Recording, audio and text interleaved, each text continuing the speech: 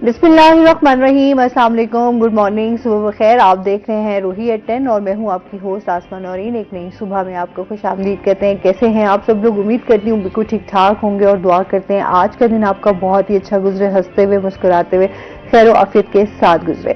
मौसम की बात कर ली जाए तो आज यकीन करें स्मोक इतनी ज्यादा है कि बिल्कुल जीरो विजिबिलिटी है और इतनी मुश्किल से मैं ड्राइव करके जो है आज ऑफिस पहुंची हूँ। तो लिहाजा मैंने कल भी यही बात की थी कि इस मौसम में शदीद आपको एहतियात करने की ज़रूरत है। अपनी सेहत का बहुत ज़्यादा ख्याल रखें, मास्क का इस्तेमाल करें और इसके साथ जो है क्योंकि आज जो है 9 नवंबर है, आपको पता है कि इकबाल डे है और पूरे मुल्क में छुट्टी भी है इस हवाले से।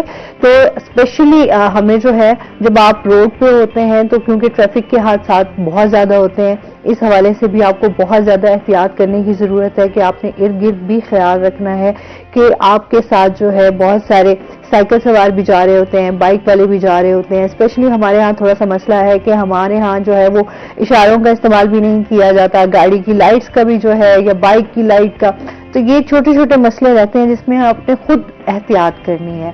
तो इसके साथ ही जो है आज हमारे जो है टेक्निकल इंजीनियर अजीम, उनके ससुर की डेथ हो गई है।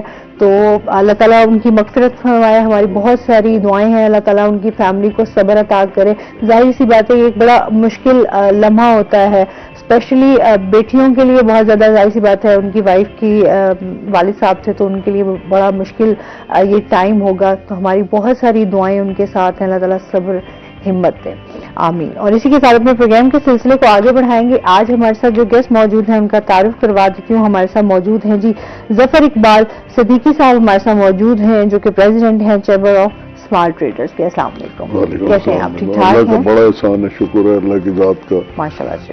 वेलकम करते हैं आपका भी शुक्रिया। और इंतहाई सदमे वाली खबर भी सुनी कि आपके इंजीनियर अजीम साहब इस जहान फानी से कूच फरमा गए। नहीं, उनके ससुर। अच्छा, ससुर को अच्छा, अल्लाह ताला उनके मग़फ़िरत फरमाए, अल्लाह ताला उनको करवट करवट जन्नत अता फरमाए, आमीन आमीन।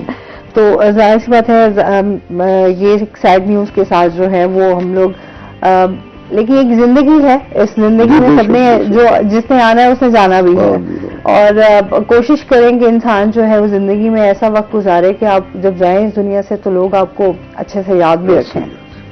अच्छा, आज हम ताजरों के हवाले से भी बात करेंगे। इस टाइम जो स्पेशली हम देखते हैं कि जो छोटे ताजर हैं उनके क्या क्या मसाइल हैं, किस तरीके से उनके मसाइल को हल किया जा रहा है, और इस टाइम जो हम लोग देखते हैं कि रोजगार के हवाले से क्या क्या मसाइल आ रहे हैं, टैक्स के हवाले से देखें तो उनको किन मसाइल का सामना करना पड़ रहा है। तो इस हवाले से जो है कि हमारी बिजली की कीमतों में आए रोज इजाफा हो रहा है, पेट्रोल की कीमतों में इजाफा हो रहा होता है, उससे कारोबार पर क्या असर पड़ रहा होता है।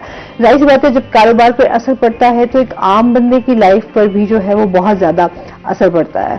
तो उस हवाले से जो है आज इनसे जानेंगे। सर, क्या कहना चाहेंगे आप? बिस्मिल्लाहिर्रहमानिर्रहीम। पहले तो आपने फरमाया कि ताजरों का और मसाइल क्या हैं। मसाइल से पहले मैं ये अर्ज करता चलूं कि पाकिस्तान की सनतकार और ताजर बिरादरी जो है वो अवाम से 12,750 करोड़ रुपए इकट्ठे करके इस साल उसने सरकारी खजाने में जमा कराने हैं, जबकि पिछले साल जो थी वो हमारी रेवेन्यू कलेक्शन जो थी वो थी 9,750 अरब रुपए। तो इस साल इस फिनेंशियल ईयर में जो है वो तकरीबन 30% यानी कि आप यूं समझिए 3,000 अरब रुपए का जो टारगेट है टैक्स का वो ज्यादा रखा गया। और ये इससे आपको ये भी महसूस होगा, ये भी आप असद कर सकते हैं कि तकरीबन जो है इस मुल्क में कुछ 7 से 8 करोड़ लोग जो हैं वो टैक्स देते हैं। कुछ डायरेक्ट देते हैं, कुछ इनडायरेक्ट देते हैं, और जो इसमें रोजगार दे रहे हैं सनतकार और ताजर, वो तकरीबन जो है कुछ 7-8 करोड़ लोगों को रोजगार भी मिल रहा है। ये तो ओवरऑल पोजीशन है। अब हम आ जाते हैं, जैसे आपने फरमाया है कि छोटे ताजरों के बहुत मसाइल हैं, उनमें जो बड़े मसले हैं वो ये हैं, वो महंगाई का है।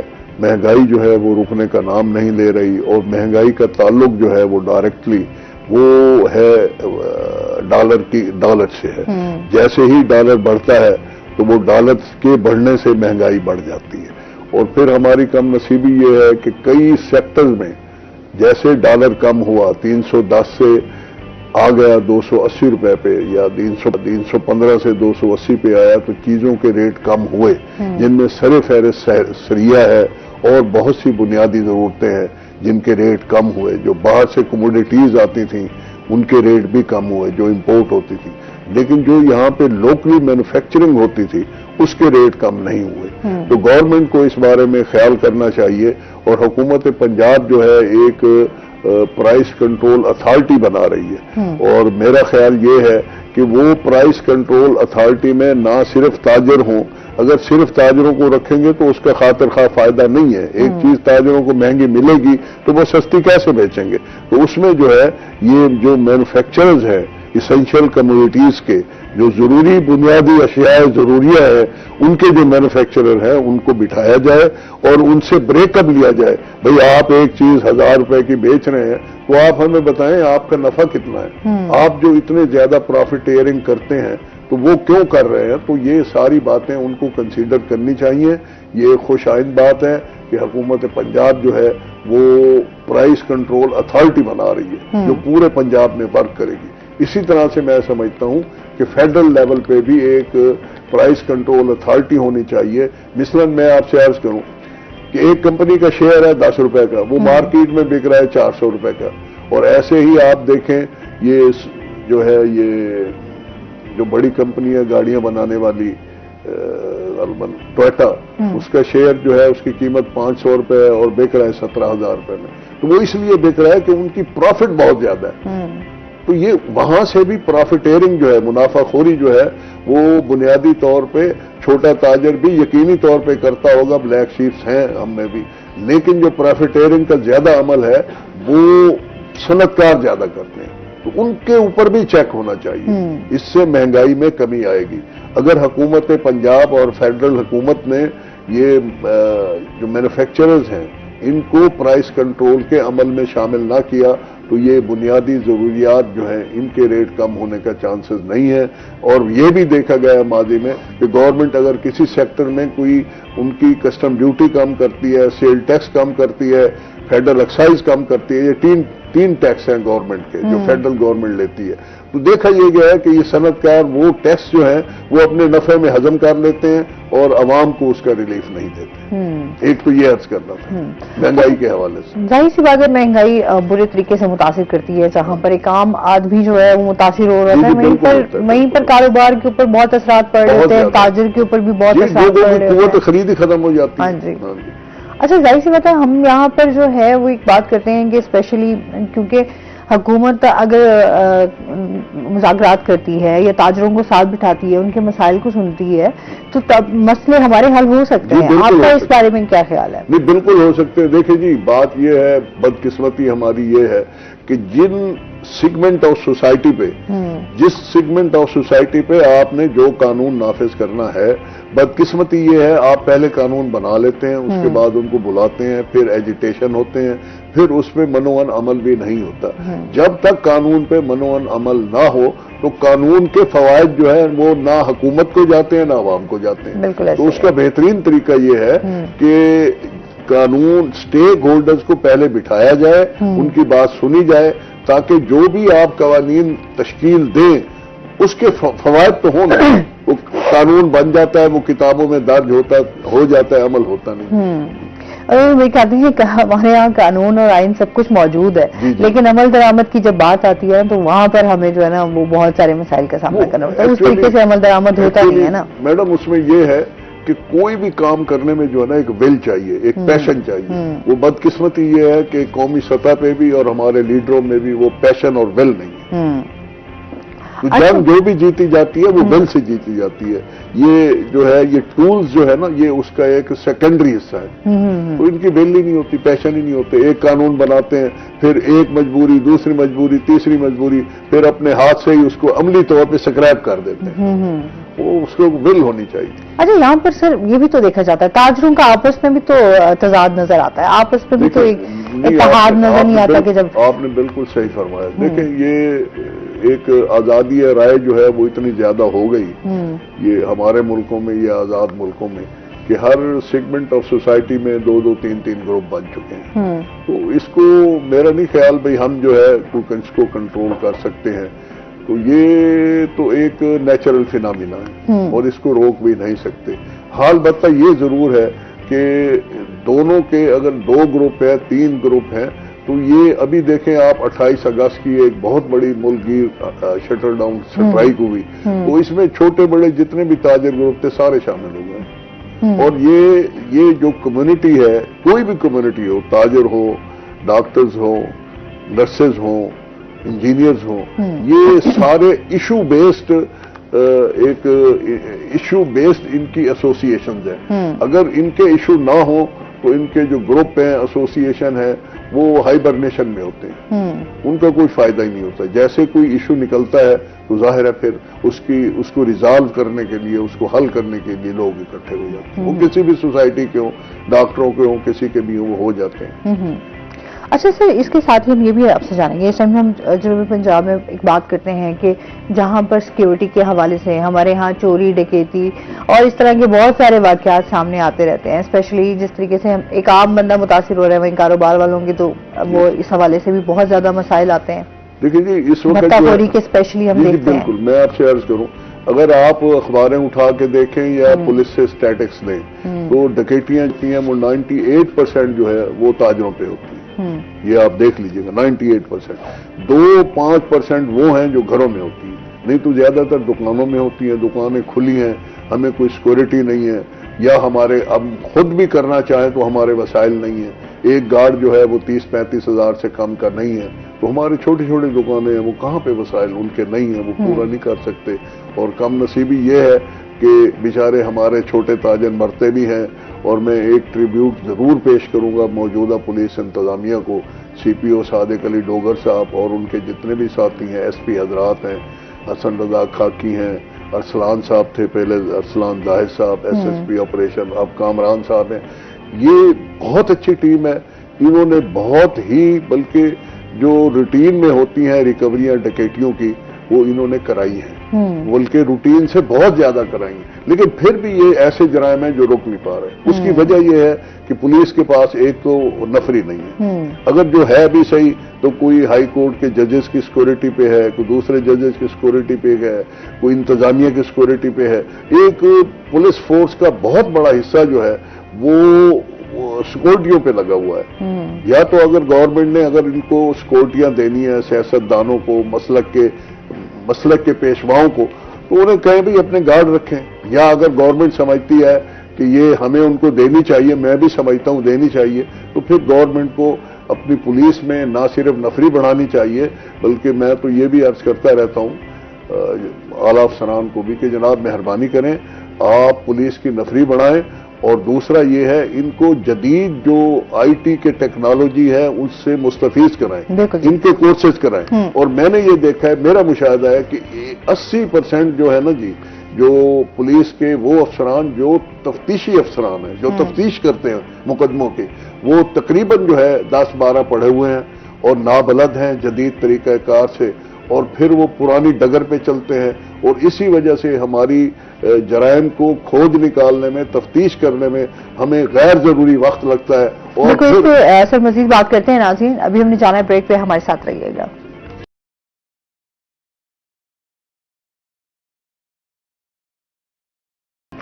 ویلکم بیک ناظرین, اور اس کے ساتھ ہی ہمارے ساتھ گیسٹ موجود ہیں جی, ہمارے روحی کے اینکر پرسن ہیں اور نواز. السلام علیکم. وعلیکم السلام. کیسے ہیں آپ؟ ٹھیک ٹھاک ہیں؟ میں ٹھیک ہوں, آپ ٹھیک ہیں؟ الحمدللہ. ویلکم کرتے ہیں آپ کو. اچھا جی, آج ہم آن سے جانیں گے. جس طریقے سے اسموک کے حوالے سے ہم بات کر رہے تھے, اس ٹائم جو ہے ملتان شہر میں 2 دن سے اسموک جو ہے اور جس طرح سے اس کی لپیٹ میں ہے ملتان. پھر اس کے ساتھ ہی جو ہے ہم یہ بھی جانیں گے اس ٹائم جو ہے ضلع انتظامیہ جو ہے وہ کس طریقے سے کام کر رہی ہے. اسپیشلی ہم یہاں پہ بات کریں عوام جو ہے ان کو کن مشکلات کا سامنا کرنا پڑ رہا ہے. تو سب سے پہلے تو ہم اسموک کے حوالے سے بات کر لیتے ہیں, کیا کہنا چاہیں گے آن اس حوالے سے؟ میڈم, اگر اسموک کے حوالے سے بات کی جائے تو گزشتہ روز اگر ہم دیکھیں تو پوری دنیا میں موسٹ پالوٹیڈ سٹیز میں ملتان جو ہے, آلودہ ترین شہروں میں ملتان سر فہرست تھا. جس کی وجہ سے آپ اگر ہم کل کے اگر حوالے سے جس طرح سے بات کر رہے ہیں تو دیکھیں تو سب سے زیادہ ریکارڈ اگر ہم دیکھیں ملتان کا ایئر کوالٹی انڈیکس جو ہے کل جو ہے 1702 پوائنٹس پر ریکارڈ کیا گیا ہے. ورلڈ ہیلتھ آرگنائزیشن جو ہے وہ اس کی جو ہے رپورٹس کے مطابق اگر کسی شہر میں ایئر کوالٹی انڈیکس 300 سے تجاوز کر جائے 300 پوائنٹ سے تو وہاں پر رہنا شہریوں کے لیے کافی زیادہ خطرناک ہوتا ہے. مگر آپ دیکھیں کہ 6 ٹائم موز کل جو ہے ہمارا ایئر کوالٹی انڈیکس جو ہے وہ تجاوز ہوا. اور اس کے ساتھ ساتھ جو حد نگاہ تھا رات کے وقت جو ہے کافی موٹر ویز بند کر دی گئی تھی اور اس حوالے سے جو ہے کافی جو ہے شہریوں کو بھی مسائل کا سامنا رہا تھا. ابھی بھی اگر ابھی کرنٹ سچویشن کے حوالے سے بات کریں تو آج صبح جو ایئر کوالٹی انڈیکس ہے وہ 1180 پوائنٹس پر ریکارڈ کیا گیا ہے اور حد نگاہ جو ہے وہ 100 میٹر تک جو ہے ریکارڈ کی گئی ہے, جس کی وجہ سے M4 M5 موٹر ویز کو بھی بند کر دیا گیا ہے. اور موٹر وے پر اگر ہم حد نگاہ کی بات کریں تو وہاں صفر جو ہے حد نگاہ رہ گئی ہے. تو اس حوالے سے جو ہے درجہ حرارت کی بھی بات کریں تو مطلب آپ نے موسم کی صورتحال دیکھی بھی ہوگی تو درجہ حرارت بھی کافی کم ہوتا چلا جا رہا ہے. ہم اگر کہیں کہ ملتان شہر میں سردیاں جو ہیں اس وقت آنا شروع ہو گئی ہیں, سردیوں کا آغاز ہو گیا, تو شاید یہ کہنا بھی غلط نہ ہوگا کیونکہ اسموک کی وجہ سے اگر آپ کرنٹ سچویشن دیکھیں تو درجہ حرارت جو ہے کافی کم ہوتا چلا جا رہا ہے. منیمم بھی تقریباً 20 سینٹی گریڈ تک درجہ حرارت رہا. تو اس حوالے سے جو ہے بھی تمام تر جو یہ مسائل ہیں اسموک کو لے کر وہ کافی زیادہ جو افیکٹ کر رہے ہیں ان شہریوں کو جو کہ جنہیں سانس لینے کی بیماریوں کا پہلے ہی سامنا تھا, دمے کے مریض تھے, تو ان لوگوں کو بہت زیادہ یہ جو ہے مسائل افیکٹ کر رہے ہیں. اور ہم بات کریں جس طرح سے کل ملتان پولیوٹڈ ترین شہروں میں سر فہرست تھا, آج بھی ملتان جو ہے پیچھے نہیں رہا. اور یہ محکمہ موسمیات کی جانب سے یہ بتایا جا رہا ہے کہ آنے والے 1-2 روز تک جو یہ اسموک ہے ملتان شہر میں اس طرح رہے گی. اچھا, ابھی اس حوالے سے تو جو ہے حکومت نے اس اعلان بھی کر دیا ہے کہ جو جتنے بھی ہماری مارکیٹس ہیں وہ 8 بجے تک جو ہے وہ بند کر دی جائیں تاکہ اسموک کی وجہ سے جس طریقے سے ہم دیکھتے ہیں. اچھا, کاروبار بھی اسی طریقے سے ہمارے جو ہیں وہ یہ اسموک کی وجہ سے بھی تھوڑا سا مسائل کا زیادہ سامنا کرنا پڑ جاتا ہے. بالکل ہے, وہ آپ نے صحیح فرمایا. جب اتنا high quality air index quality اتنا برا ہو چکا ہے تو میرا خیال میں لوگوں کو اپنی خریداری سے زیادہ اپنی صحت کا خیال رکھنا چاہیے. اور اگر گورنمنٹ نے یہ 8 بجے کا جو اعلان کیا ہے تو اس پہ بالکل ہم دکانیں بند کریں گے, ہماری دوسری رائے نہیں ہے. ظاہر سی بات ہے کیونکہ اچھا اسی موسم میں لوگ یہ جو چوری ڈکیتی کے واقعات پہ ہم سب پہلے بات کر رہے تھے, لوگ اس میں فائدہ بھی زیادہ اٹھاتے ہیں. جی بالکل اٹھاتے ہیں. اب چوری تو جو ہے نا میڈم وہ قصہ پارینہ بن چکا ہے. اب تو لوگ بندوق لے کے آتے ہیں اور لے جاتے ہیں. اب تو ایولیوشن آ گیا, ایک ترقی ہو چکی ہے. بالکل, تھوڑی سی بھی مزاحمت اگر آپ کرتے بھی ہیں تو آپ کو جو ہے وہ آپ کی جان کی قیمت پہ ہی مزاحمت کرتا ہے نا بندہ, وہ بہت مشکل ہے. وہ تو ہے نا یہ کہتے ہیں جان ہے تو جہان ہے, جب جان ہی نہیں ہوگی تو جہان کو کیا کریں گے. تو ابھی آپ نے فرمایا تھا بھی ہمارے جو جنوبی پنجاب کے تاجروں کے مسائل ہیں. ہمارا ایک بڑا مسئلہ یہ ہے کہ ہمارے یہاں معاف کیجیے گا جو ترقیاتی فنڈ ہے نا جی, یہ ہمارا جو شہر ہے وہ انڈسٹریل سٹی نہیں ہے. یہاں پہ ترقیاتی فنڈ آتے ہیں, فنڈ اوپر سے آتے ہیں وہ نیچے تک جاتے ہیں. اس میں بلڈر بھی ہے, ٹھیکیدار بھی ہے, مزدور بھی ہے, دہاڑی دار بھی ہے. تو وہ جو فنڈ آتے ہیں تو اس سے خریداریاں بھی ہوتی ہیں, تو اس سے مارکیٹ میں جو ہے نا وہ کوئی کاروباری ہلچل ہوتی ہے. آپ یہ دیکھیں آج سے ہزارہا سال پہلے, سینکڑوں سال پہلے جو بادشاہ اس وقت کے تھے, جب وہ دیکھتے تھے عوام بے روزگار ہے تو وہ اپنے 10-10 سالہ تعمیراتی کام شروع کرتے تھے, محل بناتے تھے, قلعے بناتے تھے, تاکہ جو پیسہ سرکار کے پاس پڑا تھا ان کے خزانوں میں وہ اس کا ٹکل ڈاؤن ایفیکٹ آئے اور غریب آدمی تک خوشحالی ہے.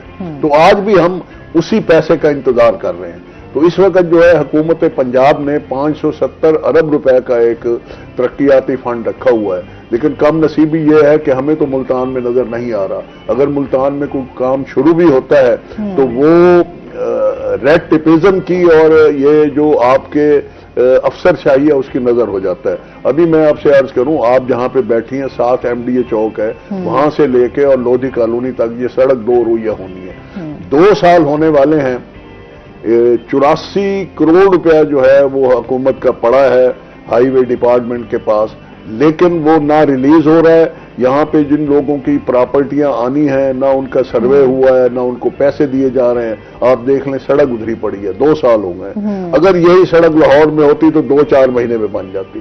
یہاں چونکہ کوئی بڑے افسر نہیں ہیں, جتنے محکموں کے سیکٹری ہیں وہ یہاں پہ اسپیشل سیکٹری ہیں، ایڈیشنل سیکٹری ہیں، وہ گریڈ 18-19 کے سیکٹری ہیں، ان کے اختیارات ہی نہیں ہیں. وہ سارے اختیارات تو لاہور میں پڑے ہیں. وہ ہمارا یہ بھی مطالبہ ہے کہ ایک ہمیں فنڈ دیے جائیں، ہمارے حصے کے فنڈ دیے جائیں. ہم پنجاب کا 1/3 ہیں، 40% آبادی پنجاب کی ہمارے یہاں رہتی ہے، ہمیں دیے جائیں فنڈ. دوسری بات یہ ہے جو ہمارا جنوبی پنجاب کا سیکٹریٹ ہے اس کو فعال کیا جائے. ہوتا یہ ہے کہ جو جن افسران نے فیصلے کرنے ہوتے ہیں ان ساروں کا تعلق جو ہے لاہور میں ہوتا ہے. وہ سب کے بچے لاہور رہتے ہیں، کوئی ملتان آنے کے لیے تیار نہیں ہوتا.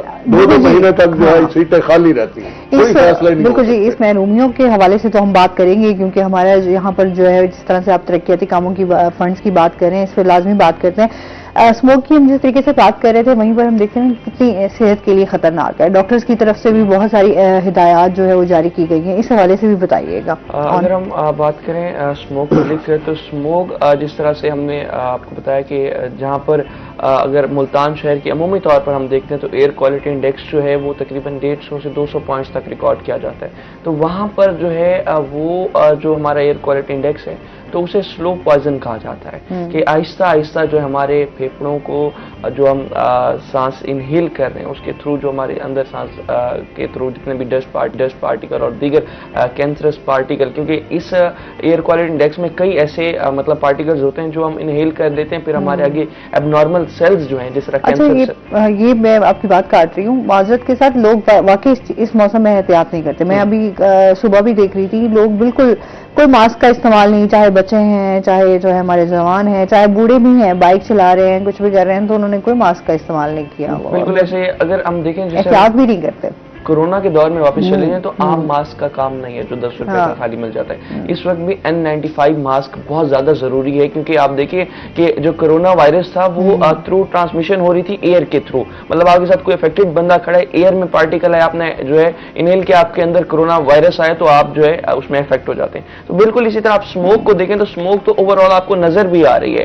کئی ایسے پارٹیکلز جو ہیں عوام میں اس وقت اڑ رہے ہیں اور جن نے ہوا کو اتنا زیادہ پولیوٹیڈ کر دیا ہے. تو وہیں پر ڈاکٹرز کا بھی یہی کہنا ہے کہ جو ہے اس تمام تر حالات میں اس صورتحال میں جو ہے مطلب بغیر کسی ضروری کام کے آپ ایک تو گھر سے باہر نہ نکلیں، بہت ایمرجنسی ہے تو آپ گھر سے باہر نکلیں. بچوں کو جس طرح سے چھٹیاں دے دی گئیں، اسکول کالجز یونیورسٹیز بند ہو گئیں تو وہاں پر آپ دیکھیں کہ صورتحال ہی ایسی بن چکی ہے. تو جتنے بھی بچے تو ایٹ لیسٹ گھر ہی بیٹھے ان حالات میں، اور جتنے بڑے بامر مجبوری اگر گھر سے باہر نکل بھی رہے ہیں تو N95 ماسک کو ضرور پہنے. نہیں تو ڈاکٹرز کا یہ کہنا ہے کہ جس طرح سے ابھی یہ ہمارا ایئر کوالٹی انڈیکس جو کل ریکارڈ 1202 پوائنٹس تک جو ریکارڈ کیا گیا تھا، تو اس ایئر کوالٹی انڈیکس کے اندر اگر آپ باہر بغیر ماسک کے نکل رہے ہیں تو آپ کو جو ہے کئی ایسی بیماریاں جو کہ ابھی ظاہری طور پر شاید آپ کے سامنے نہ آئے تو آگے چل کے جو ہے آپ پارٹیکل یا جو پارٹیکل آپ انہیل کر رہے ہیں آگے جا کے آپ کو بہت زیادہ نقصان دے سکتے ہیں. جلد کی بیماریاں، سانس کی بیماریاں، آنکھوں کا انفیکشن، یہ ساری اس طرح کی بیماریاں ہیں جو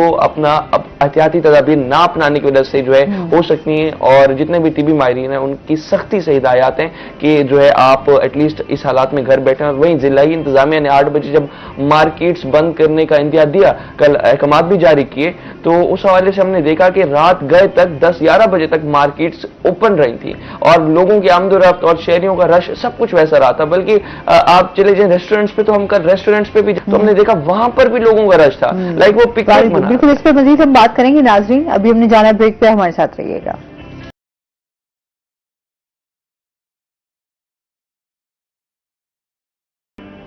ویلکم بیک ناظرین. اچھا، جس طریقے سے اسموک پہ ہم بات کر رہے تھے، یہ واقعی ہے کہ ہمارے ہاں کیونکہ چیزوں پہ قانون پہ عمل تو کیا نہیں جاتا، چاہے ہم مارکیٹس کے حوالے سے اب اعلان بھی کیا گیا ہے.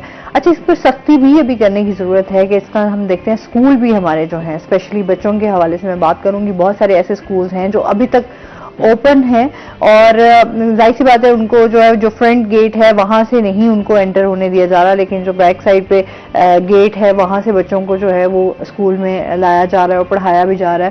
تو یہ میں سمجھتی ہوں کہ یہاں پر جو ہے ہمارے ہاں اس حوالے سے کہ اسپیشلی کہ اسموک کے حوالے سے کس طریقے سے احتیاط کرنی ہے. کیا بچوں کی صحت آپ لوگوں کے لیے ضروری نہیں ہے کہ آپ اس طریقے سے جو ہے بچوں کو صرف ایک فیس کی خاطر، ایک پیسے کی خاطر جو ہے جو بہت سارے پرائیویٹ اسکولز ہیں وہ اس طرح اوپن ہے، اس حوالے سے آن بتائیے گا. جی بالکل میڈم، ابھی میں دیکھ رہا ہوں تو اب اس وقت جو ہے کرنٹ ہمارا جو ایئر کوالٹی انڈیکس ہے اب وہ ریکارڈ ہو چکا ہے 1914 پوائنٹس کا، اور یہ جو ہے یہ اس ٹائم ریکارڈ ہے. مطلب پاکستان میں آج سے اس سے پہلے آج تک اتنا ریکارڈ ایئر کوالٹی انڈیکس کے حوالے سے نہیں بنا. اور سکولز کے حوالے سے بھی اگر ہم دیکھیں تو بالکل جس طرح آپ نشاندہی کر رہی ہیں, تو ابھی بھی کئی سکول ہیں, لوگوں کی کالز آتی ہیں کہ اسکول مینجمنٹ والے جتنے بھی ہیں, کیونکہ ظاہر سی بات ہے یہ ایک کاروبار بن چکا ہے ہماری ایجوکیشن, تو اس حوالے سے جو ہے اسکولز کھول کر رکھنا اس صورتحال میں بھی بہت بڑا جو ہے ایک خطرناک بات ہے. اور اس وقت جو ہے آپ دیکھیں تو یہ ایک ڈیڈلی اسے ہم کہہ رہے ہیں کہ ایک ڈیڈلی اسموک جو ہے, جو مطلب آہستہ آہستہ نہیں, اب یہ اتنی ریپڈلی جو ہے. اب کل سارا دن میڈم جب رپورٹنگ کی ہم نے تو لٹرلی جب رات کو گھر گئے تو اتنا زیادہ سر میں درد, آنکھوں میں درد, ابھی بھی تھوڑی سی حالت جو ہے وہ اس طرح سے طبیعت ٹھیک نہیں ہے. تو ابھی ہم دیکھ رہے ہیں کہ لوگ پتہ نہیں کس طرح سے جو ہے آپ دیکھیں گے موٹر سائیکل پر بغیر ہیلمٹ کے, بغیر ماسک کے آرام سے گھوم پھر رہے ہیں. تو ایک بہت خطرناک اور الارمنگ سچویشن ہے موجودہ صورتحال میں.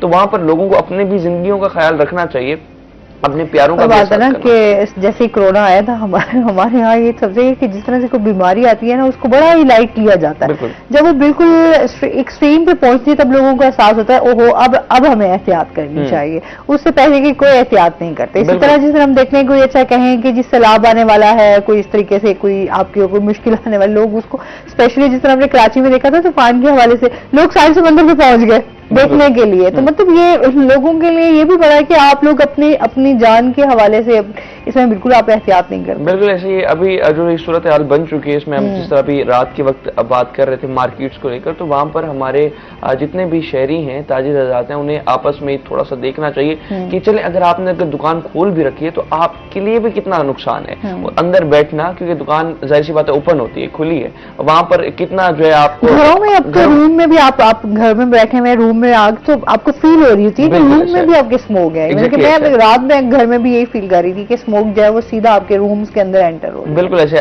شاید انٹینسٹی جو ہے وہ اس طرح کی نہ ہو, لیکن پھر بھی آپ دیکھیں تو کم از کم جو ہے اگر آدھی انٹینسٹی سے بھی اگر ایئر اندر آ رہی ہے تو اس حوالے سے آپ کا اس وقت گھروں کے اندر بیٹھنا بھی اتنا جو ہے خطرناک ہے. اور آپ گھروں کے اندر بھی اگر صحیح طرح سے سانس نہیں لے رہے تو اس سے زیادہ ورسٹ سچویشن میرا نہیں خیال کہ کوئی اور ہو سکتا ہے. بالکل ایسے ہی ہے. اور اس میں ظاہر سی بات ہے کہ ہم سب کو احتیاط کرنے کی بار بار یہ ایک میسج بھی ہے کہ آپ احتیاط کریں.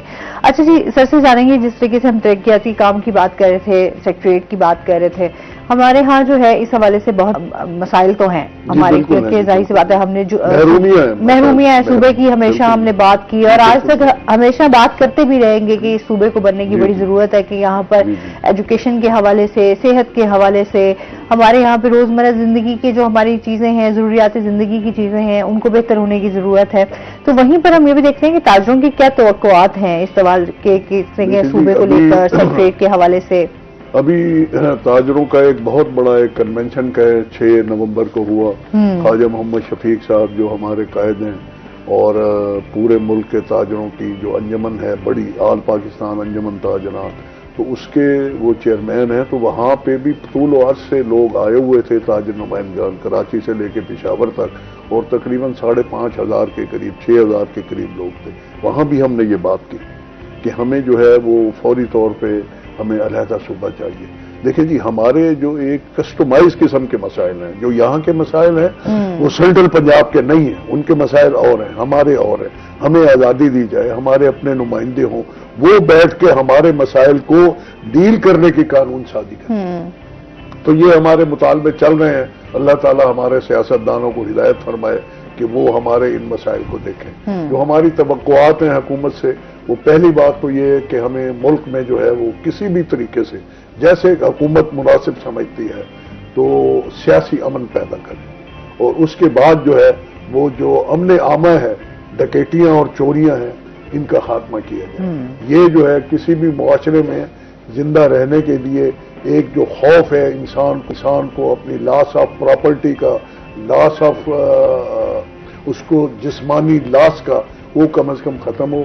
یہ ہماری یہ بھی توقع ہے. اور دوسری ہم یہ بھی توقع رکھتے ہیں حکومت سے کہ وہ جو پیٹرول کی پالیسی ہے کہ ہر 15 دن بعد وہ نئے ریٹ لے آتے ہیں, تو جو ہماری ٹرانسپورٹ برادری ہے, جب پیٹرول ڈیزل کے ریٹ بڑھتے ہیں تو فوری طور پہ کرایہ بڑھا دیتے ہیں. جیسے ہی وہ ریٹ کم ہوتے ہیں تو وہ اس وقت یہ حکومت خانہ پوری کرتی ہے, افسران خانہ پوری کرتے ہیں, میٹنگ بھی بلاتے ہیں, لیکن وہ میٹنگ کا انجام جو ہے وہ 15 دن میں جا کے معاف کیجیے گا, وہ جب وہ نئے کرائے آتے ہیں تو اس وقت تک 15 دن بعد پھر وہ پیٹرول ڈیزل کی قیمت بڑھ رہی ہوتی ہے. تو میرا خیال میں اس کو 15 دن کے یہ جو مذاق ہے اسے ختم کیا جائے, اسے کم از کم کوارٹرلی کیا جائے یا کم از کم 1.5 مہینے کے بعد کیا جائے, تاکہ جو اس کا اثر ہے ریٹ کم ہونے کا وہ عوام تک پہنچے بھی سے.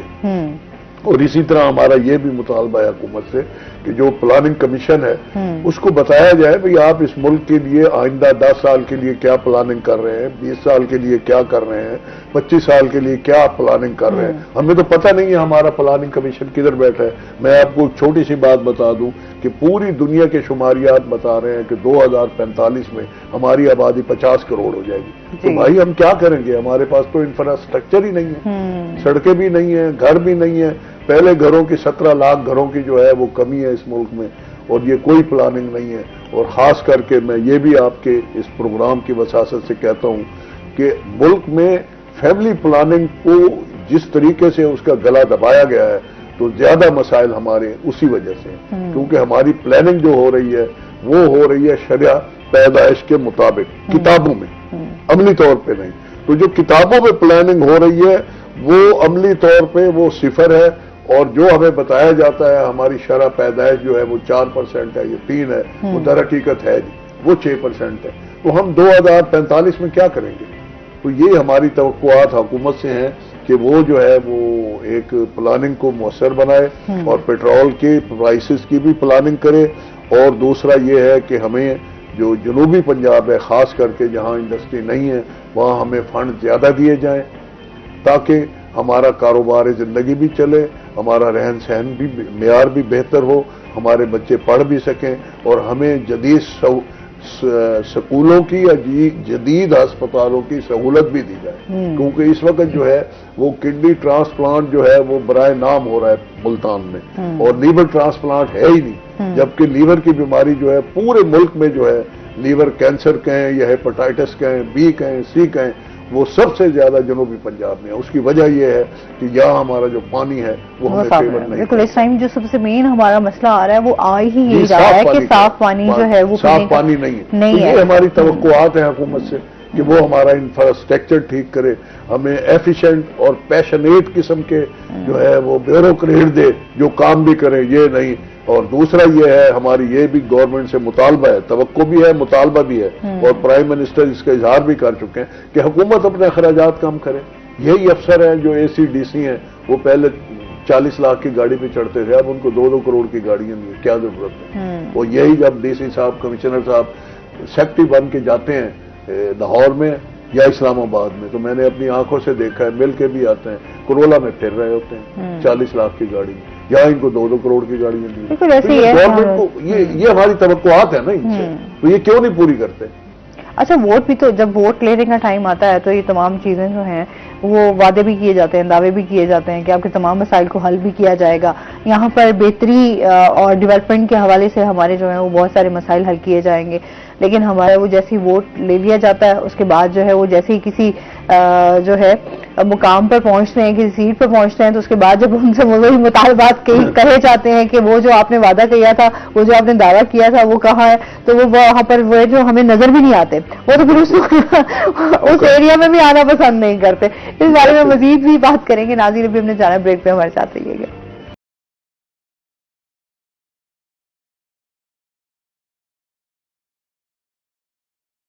ویلکم بیک ناظرین. اچھا جی, ہم بات کر رہے تھے جس طریقے سے یہاں پر ہمارے ہاں سیوریج کے بہت سارے مسائل ہیں, صاف پانی پینے کا جو ہے وہ ہمیں سب سے بڑا مسئلہ نظر آ رہا ہے, جس کی وجہ سے جو ہے وہ کافی بیماریاں بھی ہم دیکھ رہے ہیں کہ پیدا ہو رہی ہیں, اسپیشلی بچے. ہیپاٹائٹس B اور C جو ہے وہ بہت تیزی کے ساتھ جو ہے وہ پھیل بھی رہا ہے, ایسے کافی لوگ متاثر ہو رہے ہیں. ہم ہاسپٹلز دیکھتے ہیں تو ہمارے ہاسپٹلز جو ہیں وہ بھرے ہوئے ہیں ایسے, جیسے ہمارے معدے کے کتنے مسائل ہیں, پیٹ کی بیماریاں بہت زیادہ ہیں. اس حوالے سے کیا کہنا چاہیں گے آپ؟ میڈم, اگر ہم جیسا سبھی ترقیاتی کاموں کے حوالے سے بات ہو رہی تھی اور ہمارے سارے تاجر حضرات جس طرح سے پریشان ہیں, کیونکہ جس طرح سے ہم دیکھتے ہیں کہ فنڈز اگر ہماری جو بھی حکومتیں بیٹھی ہوتی ہیں موجودہ حکومت اگر ریلیز کر بھی دے تو اس طرح سے پورا فنڈ جو عوام تک پہنچنے تک جو ہے کافی اس میں مشکلات بھی آتی ہیں اور پہنچ بھی نہیں پاتا، اور بیچ میں جو ہے یا تو جب اداروں کے پاس پہنچے گا تو تقریباً کچھ اس وقت تک کم ہو چکا ہوگا، جب آگے جب بلنگ اور اس پروسیس میں جائے گا تو پھر اس میں کم ہو چکا ہوگا۔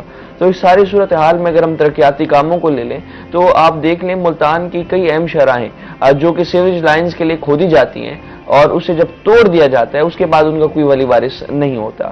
اب سیوریج لائنز جو ہیں ملتان شہر میں اگر اوورآل ہم بات کریں تو پورے ملتان شہر میں اگر آپ سیوریج کے حوالے سے بات کریں تو 80 to 90% ایریاز ایسے ہیں جہاں پر سیوریج لائنز جو ہیں وہ ٹوٹلی ڈیڈ ہو چکی ہیں، کیونکہ 15-20 سال پہلے جو سیوریج لائنز ڈالی گئی تھی اور جو سینٹی میٹر کے حساب سے وہ ڈالی گئی تھی اس وقت آبادی کچھ اور تھی، اب آبادی کا پریشر آنے کی وجہ سے وہ ساری پائپ لائنز جو ہیں وہ ڈیمیج ہو جاتی ہیں، اندر سے پھٹ جاتی ہیں، اور وہیں پر ہمارے واسا کے پاس جو محدود اگر ہم کہیں مشینریز اور عملہ ہونے کی وجہ سے وہ پورا ملتان ایک میٹروپولیٹن سٹی جو ہے اسے کور نہیں کر پاتے، جس کی وجہ سے آپ دیکھیں گلی محلے جو ہیں اب وہ سیوریج کے گندے پانی کی لپیٹ میں آئے ہوتے ہیں، سارا سیوریج کا گندا پانی جمع ہوتا ہے، ایون کہ ہمارے کئی بازار بھی ایسے ہیں ان کے ارد گرد اتنا پانی جمع ہو جاتا ہے بازار تک آنے کا راستہ نہیں ہوتا، دکانوں کے سامنے سیوریج کے کئی مسائل اس طرح سے جنم لے لیتے ہیں۔ تو وہ جتنے بھی مسائل ہیں اس وقت ملتان شہر میں وہ ایک تو کاروبار بھی متاثر کر رہے ہیں، آنا جانا بھی لوگوں کو اس حال سے بڑا مشکل ہے، اور دوسرا سب سے مین وجہ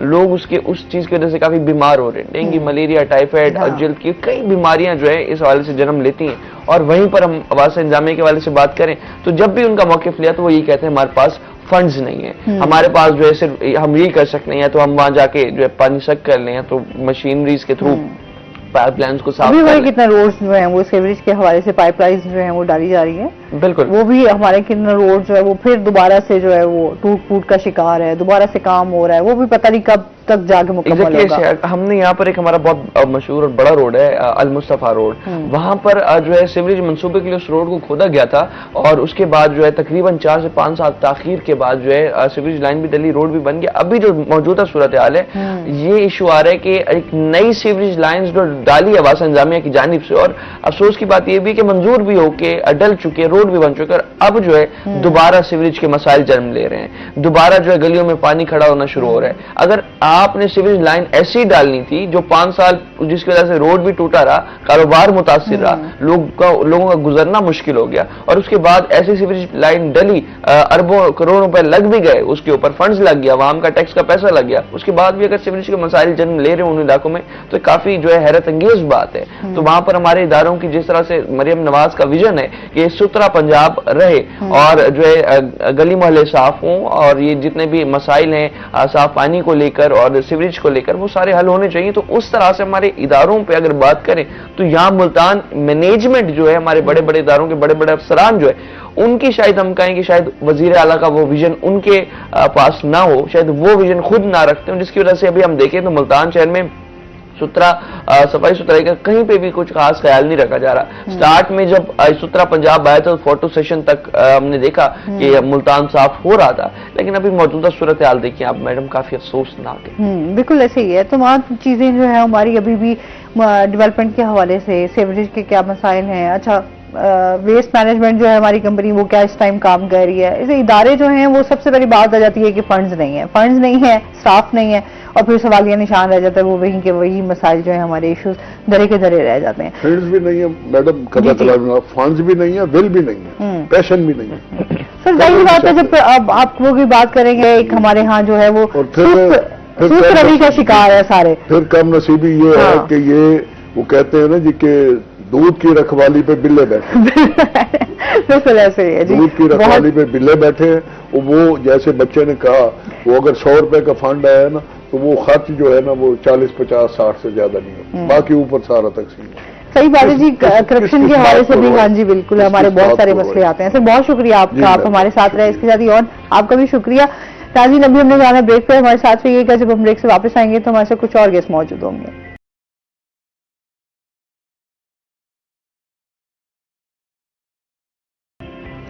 ویلکم بیک ناظرین، اور اس کے ساتھ ہی ہمارے ساتھ گیسٹ موجود ہیں، ان کا تعارف کروا دیتی ہوں۔ آج ہمارے ساتھ موجود ہیں جی پروفیسر ڈاکٹر آصف جہانگیر صاحب، جو کہ ماہر اقبالیات ہیں۔ السلام علیکم، کیسے ہیں آپ؟ ٹھیک ٹھاک ہیں جی، ویلکم کرتے ہیں آپ کو۔ اور اس کے ساتھ ہی جی ہمارے ساتھ جو دوسرے گیسٹ موجود ہیں वकार तैयब हमारे साथ मौजूद हैं, जो कि कॉर्पोरेट ट्रेनर भी हैं, और इसके साथ माहिर इकबालियात भी है। अस्सलाम वालेकुम, कैसे हैं आप? ठीक ठाक हैं? वेलकम करते हैं आपको। अच्छा जी, जैसे कि आप जानते हैं कि नाजरीन, आज 9 नवंबर जो है, आपको पता है इकबाल डे सेलिब्रेट किया जाता है, और आज डॉक्टर इलामा मोहम्मद इकबाल का 147वां यौम पैदाइश मनाया जा रहा है। तो शायर मशरिक और यहाँ के हम बात करें मुसव्विर पाकिस्तान को हमारी तरफ से सलाम आज पेश करेंगे। आपको पता है इनके अशार बहुत सारे मशहूर हैं, और उसके साथ साथ शायरी के हवाले से भी, फिलॉसफी के हवाले से भी, वकार से, क्योंकि माशाल्लाह ये एक मुकम्मल जो है वो इलामा इकबाल के हवाले से, एक तो उनके बड़े अच्छे समझते भी हैं कि कहते भी हैं, स्टूडेंट हैं, और उनके साथ जो है उनकी फिलॉसफी के हवाले से इनसे जानेंगे। और डॉक्टर साहब से जो है, जाहिर सी बात है कि हमारे यहाँ जो है सबसे इस डे को जो मनाया जाता है, इस डे के हवाले से, और फिर स्पेशली जो हम आज एक बात कहते हैं कि उन्होंने ख्वाब देखा इस पाकिस्तान के लिए, और इसको जो पूरा किया वो कायद-ए-आज़म मोहम्मद अली जिन्ना ने किया। तो ये जो एक मेहनत थी, जो एफर्ट थी, ये जो ख्वाब था, ये क्या था? आज हम जहां पर खड़े हुए स्टैंड कर रहे हैं, वो कहां पर हम खड़े हुए? तो ये तमाम चीजें जो है आज हम अपने प्रोग्राम में डिस्कस करेंगे। सबसे पहले तो उनकी हिस्ट्री के चले जाते हैं कि डॉक्टर मोहम्मद अलामा इकबाल के हवाले से आप क्या कहना चाहेंगे आज के दिन के हवाले से?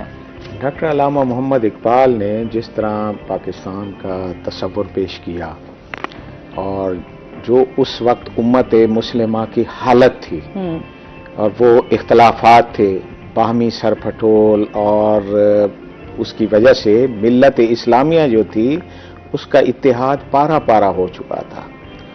तो अल्लामा ने उस वक्त भी यही कहा कि मिल्लत को झंझोड़ने के लिए, एक ही नुक्ते पर इकट्ठा होने के लिए, कि मनफियत एक है इस कौम की, नुकसान भी एक ही सबका नबी, दीन भी, ईमान भी एक। वहां बहुत जोर दे रहे हैं कि नफा नुकसान एक ही है, अगर इकट्ठे होंगे तो फायदा है इसमें।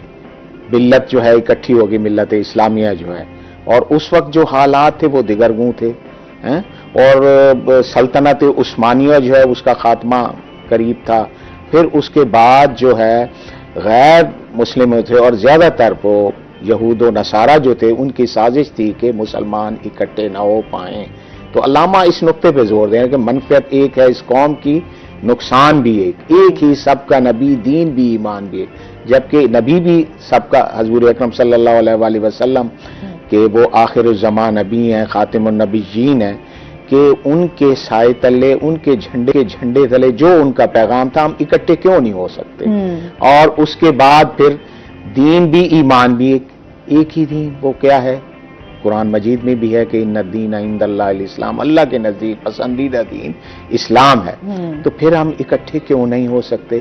तो कुरान भी एक, किताब भी एक ही है, और फिर उसके बाद कि मनफियत एक है इस कौम की, नुकसान भी एक ही सबका नबी, दीन भी, ईमान भी एक, हरम पाक भी, अल्लाह भी, कुरान भी एक, कुछ बड़ी बात थी होते जो मुसलमान भी एक। तो इस पे वो जोर दे रहे हैं कि कुछ बड़ी बात ही होते जो मुसलमान भी एक।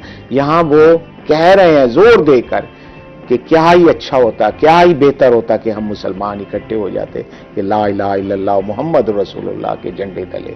लेकिन अफसोस कि आज तक वही हालात है कि हम मुसलमान इकट्ठे नहीं हो सके, और यहूद व नसारा जो हैं वो हमें टुकड़े टुकड़े करने के दरपाए हैं। फिर उसके बाद उन्होंने और भी बातें की जो मुस्लिम उम्मत के इत्तेहाद व इत्तेफाक के लिए। बिल्कुल जी। इसके साथ ही जो है हम वकार से भी जानेंगे। वकार, आज के दिन के हवाले से क्या कहना चाहेंगे? मैं इसके ऊपर बहुत दफ़ा पहले भी बात कर चुका हूँ कि दिनों को अलामती एक शक्ल देने के मैं एक्चुअली ख़िलाफ़ हूँ। मतलब हम सिर्फ उसको महदूद कर देते हैं कि बस ये दिन है, और उसके बाद कल ना हम याद करेंगे ना हम दोबारा उसका जिक्र करेंगे। लेकिन इस तरह जो तरक्की पजीर कौमें होती हैं, जब हम उनकी तारीख देखते हैं तो उसमें इस तरह के दिनों की बड़ी अहमियत उनकी बढ़ जाती है, इसलिए कि हम पूरा साल वैसे ही याद नहीं करते, तो आज के दिन में हमें वो चीज़ याद करने की लाजमी तौर पर ज़रूरत है। और जहाँ अल्लामा इकबाल की बात है तो एक चीज़ बहुत दफ़ा मैं भी गुजारिश करता हूँ, मेरे दोस्त भी जो हैं गुजारिश करते हैं कि आप अल्लामा इकबाल को निकाल दें, निसाब की किताबों में से निकाल दें, इसलिए कि जिन्होंने निसाब चुना है, जिन्होंने निसाब के अंदर वो अशार शामिल किए हैं हमारे बच्चों के पढ़ने के लिए, तो वो अशार हैं जिन्हें खुद अल्लामा इकबाल भी रिजेक्ट कर चुके हैं, जो कहते थे, जो बिल्कुल उनका शुरू का काम था।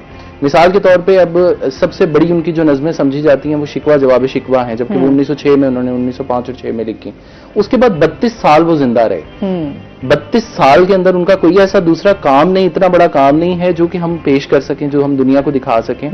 مثال کے طور پہ اب 3-4 سال سے 4-5 سال سے جب سے میں اس روہی میں آ رہا ہوں پروگرام میں, میرا پہلا پروگرام اٹھا کر دیکھ لیں اور آج کا, کیا اس میں میرے اندر کوئی بہتری نہیں آئی؟ تو کیا میں اپنا وہ والا کام پریزنٹ کروں گا دنیا کے سامنے, یا آج کا کروں گا کہ ہاں آج میں بہتر ہوں, میں نے آج تھوڑی سی زیادہ چیزیں سیکھی ہیں. اور خاص طور پہ ایک صرف نام لوں گا, جیسے مسجد قرطبہ. علامہ اقبال خود اس کا پورا واقعہ لکھتے ہیں, وہاں پہ بیٹھ کے مسجد قرطبہ میں انہوں نے 82 سال بعد اذان دی ہے. 2 نظمیں انہوں نے لکھی ہیں دونوں مسجد قرطبہ کے نام سے, اور ان کے آپ موضوع اٹھا کر دیکھیں, ایک شعر جو ہے نا وہ سونے میں لکھنے کے برابر ہے. کہ جیسے عشق کی تقویم میں اثر رواں کے سوا, وہ کیلنڈر ہم جس میں آپ ایک زمانے میں رہتی ہیں, میں ایک زمانے میں رہتا ہوں, لیکن اللہ نے کتنے زمانے پیدا کیے ہیں. عشق کی تقویم میں اثر رواں کے سوا اور زمانے بھی ہیں جن کا نہیں کوئی نام. عشق دم جبریل, عشق دل مصطفیٰ, عشق خدا کا رسول, عشق خدا کا کلام. یہ ہم نے نظم نہیں پڑھی, بال جبریل نہیں ہم نے پڑھی, ارمغان حجاز نہیں پڑھی. ہم نے وہی جو اقبال کو 2-4 اشعار کا قیدی بنا دی, اور وہ شعر بھی رکشے کے پیچھے لکھے ہوتے ہیں, اور آج بھی جو پوسٹ کر رہے ہوں گے بالکل اکثر غلط. گوگل کریں گے, گوگل پہ جو پہلا شعر آئے گا, اور وہ بلکہ پچھلے سال تو ایک بہت بڑی فارماسیوٹیکل کمپنی پاکستان میں بہت زیادہ ان کا ملینز آف ڈالرز وہ کماتے ہیں, تو انہوں نے ان کے نا پوسٹر چھپا اقبال سیلیبریٹنگ اقبال ڈے, اور وہ پوری کی پوری نظم جو انہوں نے لکھی تھی بڑی مشہور ہے, وہ جو کہ دین سے جدا کرے تو نماز بھی, وہ اس طرح کی کچھ نظم ہے. تو میں نے ان کو پھر ای میل بھی کی, میں نے کہا یہ علامہ اقبال کی نظم نہیں ہے, کیونکہ ہمارا پورا کا پورا جو نالج ہے وہ گوگل کی حد تک محدود ہے. اصل میں ہم لوگ آسانی ڈھونڈتے ہیں نا, اچھا کوئی بھی چیز ہو تو ہم فوراً گوگل پہ چلے جائیں. میں ایک چیز ہمیشہ کہتا ہوں, جو اقبال کا قاری ہوتا ہے, مطلب میں یہ نہیں سرٹنلی بتا سکوں گا کہ یہ نظم کس کی ہے, یا یہ اقبال قاری جو ہے نا علامہ اقبال کا, وہ علامہ اقبال کے اسلوب کو سمجھتا ہے. اس لیے کہ علامہ اقبال نے اشعار نہیں لکھے, وہ انہوں نے بہت دفعہ ریکنسٹرکشن میں بھی, انہوں نے اسٹرے ریفلیکشن میں بھی, اور اپنی شاعری میں بھی بہت دفعہ اس بات کا ذکر کیا کہ میں فلسفی ہوں, میری نوائے پریشاں کو شاعری مت سمجھ, میں ہوں محرم راز درون میخانہ. ان کا جو ایک اسلوب ہے وہ سب سے مختلف ہے, سب سے منفرد ہے. جیسے غالب کو اٹھا لیں آپ, خواجہ میر درد کو اٹھا لیں, ان کا اسلوب پتہ چلتا ہے کہ یہ غالب کا ہی شعر ہو سکتا ہے. ایسے ہے. تو اسی طرح علامہ اقبال کے شعر کو دیکھتے ہی ہمیں پتہ چل جاتا ہے یہ شعر ہے ان کا, یعنی اتنا لو کلاس شعر, اتنا تھرڈ کلاس شعر وہ نہیں لکھ سکتے. یہ پلیز ہماری قوم سے آپ چھوڑ دیں, نہیں ان کو ڈیڈیکیٹ کر, نہیں ان کو پڑھے, اگر ان کو پڑھے بغیر آپ نے ان کو کرنا ہے, ان کی عظمت کا اعتراف کرنا ہے, ان کو نہ کریں پلیز. کسی اور کے شعر اٹھا کر تو ان کے نام پہ نہ کریں. ایسے ہی ہے, بالکل ایسے ہی ہے. ہمارے ہم لوگ تصدیق نہیں کرتے نا, ہم گوگل پہ آسانی وہ سب کچھ پیدا, پھر دیکھتے ہیں کہ اس شعر میں کیا ہے, اس شعر میں کیا نہیں, یہ نہیں سوچتے. اب بس وہ شعر ہے, اس پہ جذبات کی رو میں بہ جاتے ہیں, لیکن تصدیق کریں کہ وہ علامہ اقبال کا شعر ہے یا نہیں ہے. کیونکہ وہ بال جبریل اٹھا کے دیکھ لیں, بانگ درا دیکھ لیں, ارمغان اعجاز دیکھ لیں, لیکن ہم بغیر پڑھے بغیر سوچے سمجھے کہہ دیتے ہیں یہ اقبال ایک علیحدہ, اس کا نظریہ علیحدہ, اس کی فکر علیحدہ, اس کا فلسفہ علیحدہ. میں کہتا ہوں کہ باقی شعراء جو ہیں وہ ٹھیک ہے, ان کی شاعری ہے, لیکن اقبال تک وہ نہیں پہنچ سکتے. ظاہر سی بات ہے, ہم جب دیکھتے ہیں کہ نوجوانوں کے لیے انہوں نے کتنا کچھ لکھا ہے. آج بھی ہمارے جو نوجوان ہیں اسپیشلی ہم دیکھتے ہیں کہ ہم کتنے مسائل کا شکار ہیں, ہم لوگوں کو آج بھی سمجھ نہیں آتی. اگر ظاہر بات ہے ان کی جو شاعری ہے وہ تھوڑی مشکل الفاظ ضرور ہیں, لیکن اگر ان کی گہرائی میں جائیں تو وہ ایک بہت بڑا میسج دیتے ہیں. ایسے ہی ہے ان کا ایک جو شعر ہے نا, اصل میں جیسے انہوں نے کہا کہ فلسفہ, اور پھر انہوں نے یہ بات بھی لکھی کہ میں نے فلسفے کو شاعری میں کیوں ڈھالا ہے. اسٹے ریفلیکشن ریکنسٹرکشن میں بھی لکھتے ہیں کہ فلسفے بوڑھے ہو جاتے ہیں, شاعری ہمیشہ جوان رہتی ہے. تو انہوں نے اس کے خول میں رکھا, اور ایک جیسے شعر آپ کے سامنے رکھتا ہوں. جواب شکوہ کا ایک شعر ہے, کوئی قابل ہو تو ہم شان کئی دیتا ہی, ڈھونڈنے والوں کو دنیا بھی نہیں دیتے. پڑھا جاتا ہے عام طور پہ, ہمارے بہت سارے پروفیسر حضرات وہ پڑھتے ہیں. میں نے پہلی دفعہ پوچھا تو وہ پتا چلا شان کئی, مینی گلوریس لیولز. تو وہ انہوں نے کہا یہ پڑھنے والے نے غلط لکھی, شان کئی ہے, کئی کا مطلب بہت ساری. اصل میں یہ شان کئی ہے, شاہان کئی, فارس کے شاہ, بادشاہ ہوتے رہے, بالکل کہکبات. وہ انہوں نے دیکھیں ایک شعر کے اندر ان کی پوری ہسٹری لکھتی ہے, کیا چاہ رہے ہیں وہ اپنے قاری سے, وہ کہہ رہے ہیں پڑھو. اور علامہ اقبال کا ایک جو تعارف, اور میں نے جو کیوں تعارف کروایا طالب علم مسلسل ریڈر, وہ اس لیے علامہ Iqbal was a reader.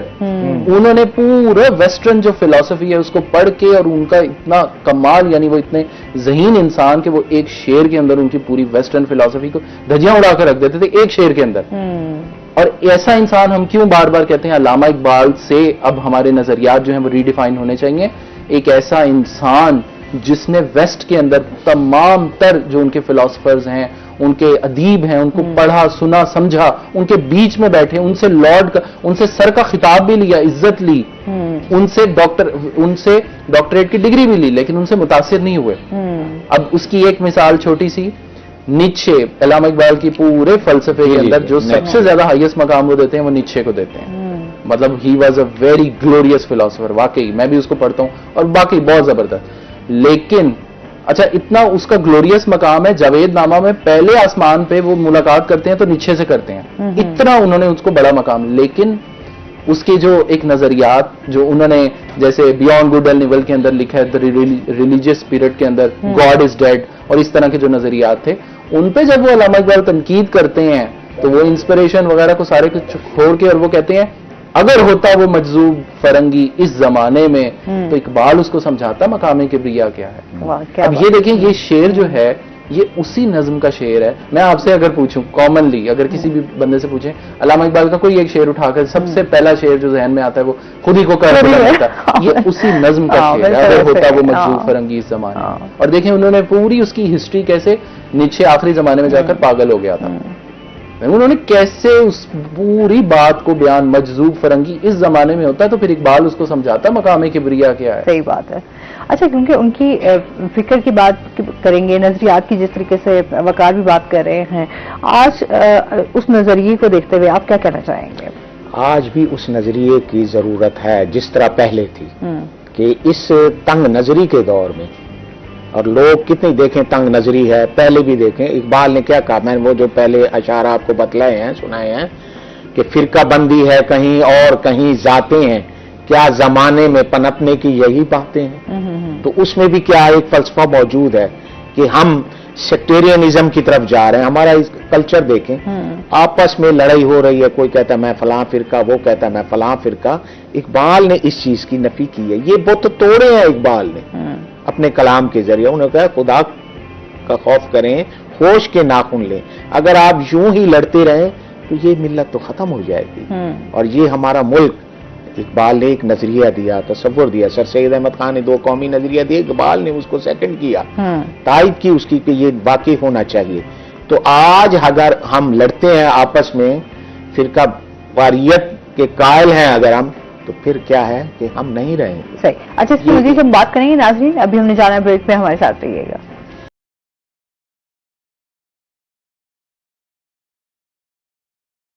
Welcome back ناظرین. ہم بات کر رہے تھے نظریات کے حوالے سے اور ساتھ ہی ان کی ایک فکر کے حوالے سے. اچھا، ہمارے ہاں جو ہے سب سے زیادہ جس طریقے سے آپ بات کر رہے ہیں، ہم نے تو آج تک جس طرح ہمارے سلیبس ہے جو ہم پڑھا رہے ہیں، اسپیشلی اگر ان کی ہم بات کریں، ہمارے ہاں سلیبس میں صرف ان کی پیدائش، ان کی تمام چیزیں چھوٹی چھوٹی جو کامن آج تک وہی چیزیں چل رہی ہیں. کوئی ان کی ہسٹری ایک پراپر ایک ہوتا ہے نا کہ ان کے اوپر ریسرچ کر کے ان کی شاعری کے اوپر، ان کے فلسفے کے اوپر، وہ چیزیں آج تک ہمارے ہاں نہیں ہوئی. ہم نے ہمیشہ دیکھا کہ ہمسایہ ملک کے جتنے بھی، اگر ہم ان کے بڑے بڑے نام ادب کے حوالے سے دیکھ لیں، جو ان کے شاعر ہیں، ان کو تو ہمیں پڑھایا جاتا ہے، ان کے بارے میں بتایا بھی جاتا ہے. لیکن جو ہمارے اپنے رول ماڈلز ہیں، جو ہمارے اپنے یہاں کے لیجنڈز ہیں، ان کے حوالے سے ہمیں جو ہے وہ اس طریقے سے ریسرچ کے اوپر بات ہی نہیں کی جاتی. میڈم ایسی بات نہیں ہے. علامہ اقبال پہ ریسرچ خاصا تحقیقی کام ہو بھی رہا ہے اور ہو بھی چکا ہے، اور بڑے بڑے لوگوں نے اس میں. اب علامہ کی فکر پہ ایک کتاب لکھی ہے ڈاکٹر خلیفہ عبدالحکیم نے، فکر اقبال. اس میں انہوں نے پورے علامہ کی جو فکر ہے، علامہ کا جو فلسفہ ہے، انہوں نے پورا اس میں بیان کیا ہے. کبھی آپ اتفاق کو دیکھیں، اسے پڑھیں. ہم تو پڑھ چکے ہیں، پڑھا بھی رہے ہیں، تو ایسی بات نہیں ہے. علامہ کو یہ ہے کہ پورا حق ادا کیا، لیکن حق تو یہ ہے کہ حق ادا نہ ہوا. ابھی بھی ضرورت ہے، ابھی بھی ضرورت ہے، ابھی بھی ضرورت ہے. گیا لیکن اس طریقے سے پھر پہنچایا نہیں نا گیا. وہ پہنچانا چاہیے ہمیں. یہ ذمہ داری صرف اساتذہ کی نہیں ہے. میں سمجھتا ہوں کہ ہر پاکستانی کی جو ہے نا وہ ذمہ داری ہے کہ وہ اقبال کا پیغام جسے پتہ ہے، جیسے وقار صاحب نے کہا، یہ بات کی ہے انہوں نے، میں بھی بات کر رہا ہوں، آپ بھی بات کریں. ہمارا فرض ہے کہ علامہ کا پیغام جو ہے جنہیں نہیں پتا ہمیں پہنچانا چاہیے کہ جو ہمارے لیڈر ان کا بڑا احسان ہے ملت اسلامیہ پر بھی اور ملت پاکستان پر بھی، کہ کیا ہے کہ انہوں نے ہمیں ایک فلسفہ دیا، ایک رہنمائی دی، ایک راستہ دیا، ایک فکر دی، ایک سوچ دی. اور میں سمجھتا ہوں کہ آج وہ سوچ ہماری کہاں ہے، کاش کہ ہم اس پہ عمل کر لیتے. کیا انہوں نے کیا خوب کہا ہے کہ یوں تو سید بھی ہو، مرزا بھی ہو، افغان بھی ہو، تم سبھی کچھ ہو، بتاؤ تو مسلمان بھی ہو. تو وہ کیا ہے کہ وہ تو ہمیں لانا چاہ رہے ہیں، لیکن ہم جو ہے ان کے پیغام سے جو ہے نا پھسل کر کہیں ادھر جا رہے ہیں، کبھی ادھر جا رہے ہیں. تو یہ بات ٹھیک نہیں ہے. علامہ جو ہے وہ ہمیں متحد رکھنا چاہتے ہیں، متفق رکھنا چاہتے ہیں. بالکل ایسے ہی ہے. اچھا وقار سے بھی جانتے ہیں، وقار اس حوالے سے آپ کیا کہنا چاہیں گے؟ جس طریقے سے ہم بات کر رہے ہیں کہ ہمارے ہاں یہ سلیبس میں اور چیزیں کامن سی چیزیں ہیں، بس اس کے علاوہ یا پھر 2-4 اشعار ہیں، بس اسی پہ ہی ہم لوگوں کو موقع ملتا ہے. جب انقلاب ایران آیا تو جو لوگ مزدور جو سڑک کھود رہے تھے نا، وہ ان کا لٹریچر یعنی کہ اتنا پینیٹریٹ کر چکا تھا کہ وہ حافظ شیرازی کے شعر گنگنا رہے تھے سڑک کھودتے ہوئے. اور ہمارے اگر ہم بالکل جو مزدور طبقہ 80% جو مطلب خط غربت سے نیچے ہیں وہ تو چلیں چھوڑیں، ایک شکایت تو رہتی ہے. اور میٹرکس اگر آپ کہیں کہ کسی چیز کی اگر ہو رہی ہے تو اس کے اثرات نظر آئیں گے. تو وہ اثرات کیسے نظر آئیں گے؟ مثال کے طور پہ آپ ایک ایوریج پاکستانی سے سن لیں تو 2-3 اشعار سے زیادہ، اور وہ بھی میکسیمم ہوتے بھی شکوہ جواب شکوہ کے ہیں، اس سے زیادہ اشعار علامہ اقبال کے کسی کو نہیں پتا. اب اس پہ دوسری اقوام کا بڑا اچھا اعتراض ہے، وہ اعتراض اٹھاتے ہیں بالکل. اور دوسری اقوام کیا، ہمارے جیسے پروفیسر پرویز ہود بھائی، انہوں نے لندن میں ایک تقریب میں، یہ پچھلے سال کی بات، ویری ریسنٹ بات ہے، تو انہوں نے نا ایک پورا تقریب میں علامہ اقبال، وہ کہتے ہیں علامہ اقبال نے اس قوم کو برباد کیا ہوا ہے، لوگ شعروں کے پیچھے، غالب کے پیچھے، اور خاص طور پہ انہوں نے اقبال کو اٹھایا اور چند اشعار اسی طرح سے شکوہ جواب شکوہ کے اشعار، دیکھو وہ یوں کہہ رہے ہیں، عشق کے وہ اشعار، اور یوں، اور ان لوگ فزکس کی طرف نہیں آتے، میتھمیٹکس کی طرف نہیں آتے، یہ لوگ سائنسدان نہیں پیدا کرے یہ وہ. اب وہ تو فزسسٹ ہیں، ورلڈ رینون فزسسٹ ہیں، تو ان کا کام نہیں ہے کہ وہ اتنے چھوٹے اشعار. اس سے پتہ ایک بات تو یہ پتہ چلی کہ ان کا اپنا بھی مطالعہ نہیں ہے، یا پھر وہ اتنے باعث تھے کہ انہوں نے جو علامہ اقبال کے بڑے اشعار ہیں اس کو چھوڑ دیا. اب سنیں، ہمارے ہمیشہ کالجز میں، یونیورسٹیز میں یہ پڑھایا جاتا ہے شاعر مشرق تھے، انہوں نے تصور پاکستان دیا. اصل میں تصور پاکستان انہوں نے نہیں دیا تھا، بلکہ وہ اصل میں وطن کے خلاف تھے. یہ ایک الگ سے بحث ہے، اور اس پہ انہوں نے یہ بھی شعر لکھا ہے، تازہ خداؤں میں ہے سب سے بڑا وطن. اور بلکہ وہ یونائٹڈ نیشن جب بنی، لیگ آف نیشن جب بنی تھی جنیوا کے اندر، تو اس پہ بھی انہوں نے وہ ایک بات بڑی خوبصورت لکھی تھی، مکے نے دیا خاک جنیوا کو یہ پیغام، جمعیت اقوام کے جمعیت آدم، تفریق ملل حکمت افرم کا مقصود، اسلام کا مقصود فقط ملت آدم، کہ یہ تم، ان کا بڑا ایک ویژن تھا. اچھا اب میں اس طرف آ رہا ہوں کہ ان کے ٹاپکس کیا کہ انہوں نے سبجیکٹس، کتنے زیادہ سبجیکٹس کو انہوں نے اپنے فلسفے کے اندر، اپنی شاعری کے اندر انہوں نے سمویا. سب سے پہلے اکنامکس پہ انہوں نے کتنی ساری باتیں کی. یہ اکنامکس کے پروفیسر حضرات ذرا کھول کے دیکھیں، انہوں نے فزکس پہ، اور فزکس میں بھی کلاسیکل فزکس نہیں، کوانٹم فزکس پہ انہوں نے کتنی. اب ایک شعر آپ کے سامنے پیش کرتا ہوں، اور پروفیسر ہود بھائی یہاں پہ سامنے آ جائیں اور مجھے بتائیں اس شعر کا اور کیا مطلب ہو سکتا ہے. جہاں ابھی اور بھی ہیں بے نمود کہ خالی نہیں ضمیر وجود، ضمیر کانشیسنس، وجود دا بینگ، میٹر یعنی وجود. جو ہم سب سے چھوٹے لیول پہ اگر ہم چلے جائیں گے، اور وہ ہے کوانٹم لیول، کہ ایٹامک لیول، اور ایٹامک کے اندر، ایٹم کے اندر بھی جو سب ایٹامک پارٹیکل، اور اس وقت ہو رہے تھے بالکل اس وقت جو ہیڈیگر نے اور آئنسٹائن نے وہ جو ایکسپیریمنٹس کر رہے تھے، جیسے ڈبل سپلٹ ایکسپیریمنٹ کیا کہ اگر الیکٹران کو ایک ڈبل سپلٹ سے گزارا جائے تو الیکٹران ہی فیصلہ کرے گا کہ میں نے یہاں سے گزرنا ہے یا یہاں سے. جب تک سامنے اسکرین ہے، ہم کسی بھی صورت، آج 100 سال گزرنے کے بعد بھی سائنسدان اس بات پہ نہیں پہنچ سکے، کوئی فارمولا نہیں ایجاد کر سکے کہ وہ یہ طے کر سکیں کہ الیکٹران کہاں پہ، اسکرین کے کون سے حصے پہ جا کے پارک ہوگا. الیکٹران کی مرضی ہے. دیکھیں سب ایٹامک لیول پہ بھی الیکٹران تک مرضی، اپنی کانشیسنس، خالی نہیں ضمیر وجود، یعنی وہ جو وجود کا بھی جو ضمیر، وہ بھی ایک وجود. یعنی میں اس ٹیبل کو اٹھانا چاہوں، لا آف انرشیا کیا ہے؟ یہی ہے نا کہ یہ ٹیبل جب تک اس کے اوپر اس سے بڑی کوئی بیرونی فورس اس پہ عمل نہیں کرے گی، یہ ٹیبل اپنی جگہ سے نہیں ہلے گا، یہ یہیں پہ موجود رہے گا. یہی خودی ہے. یہ خودی ہے یا نہیں کہ آپ بیرونی، آپ کی اپنی ایک شناخت ہے.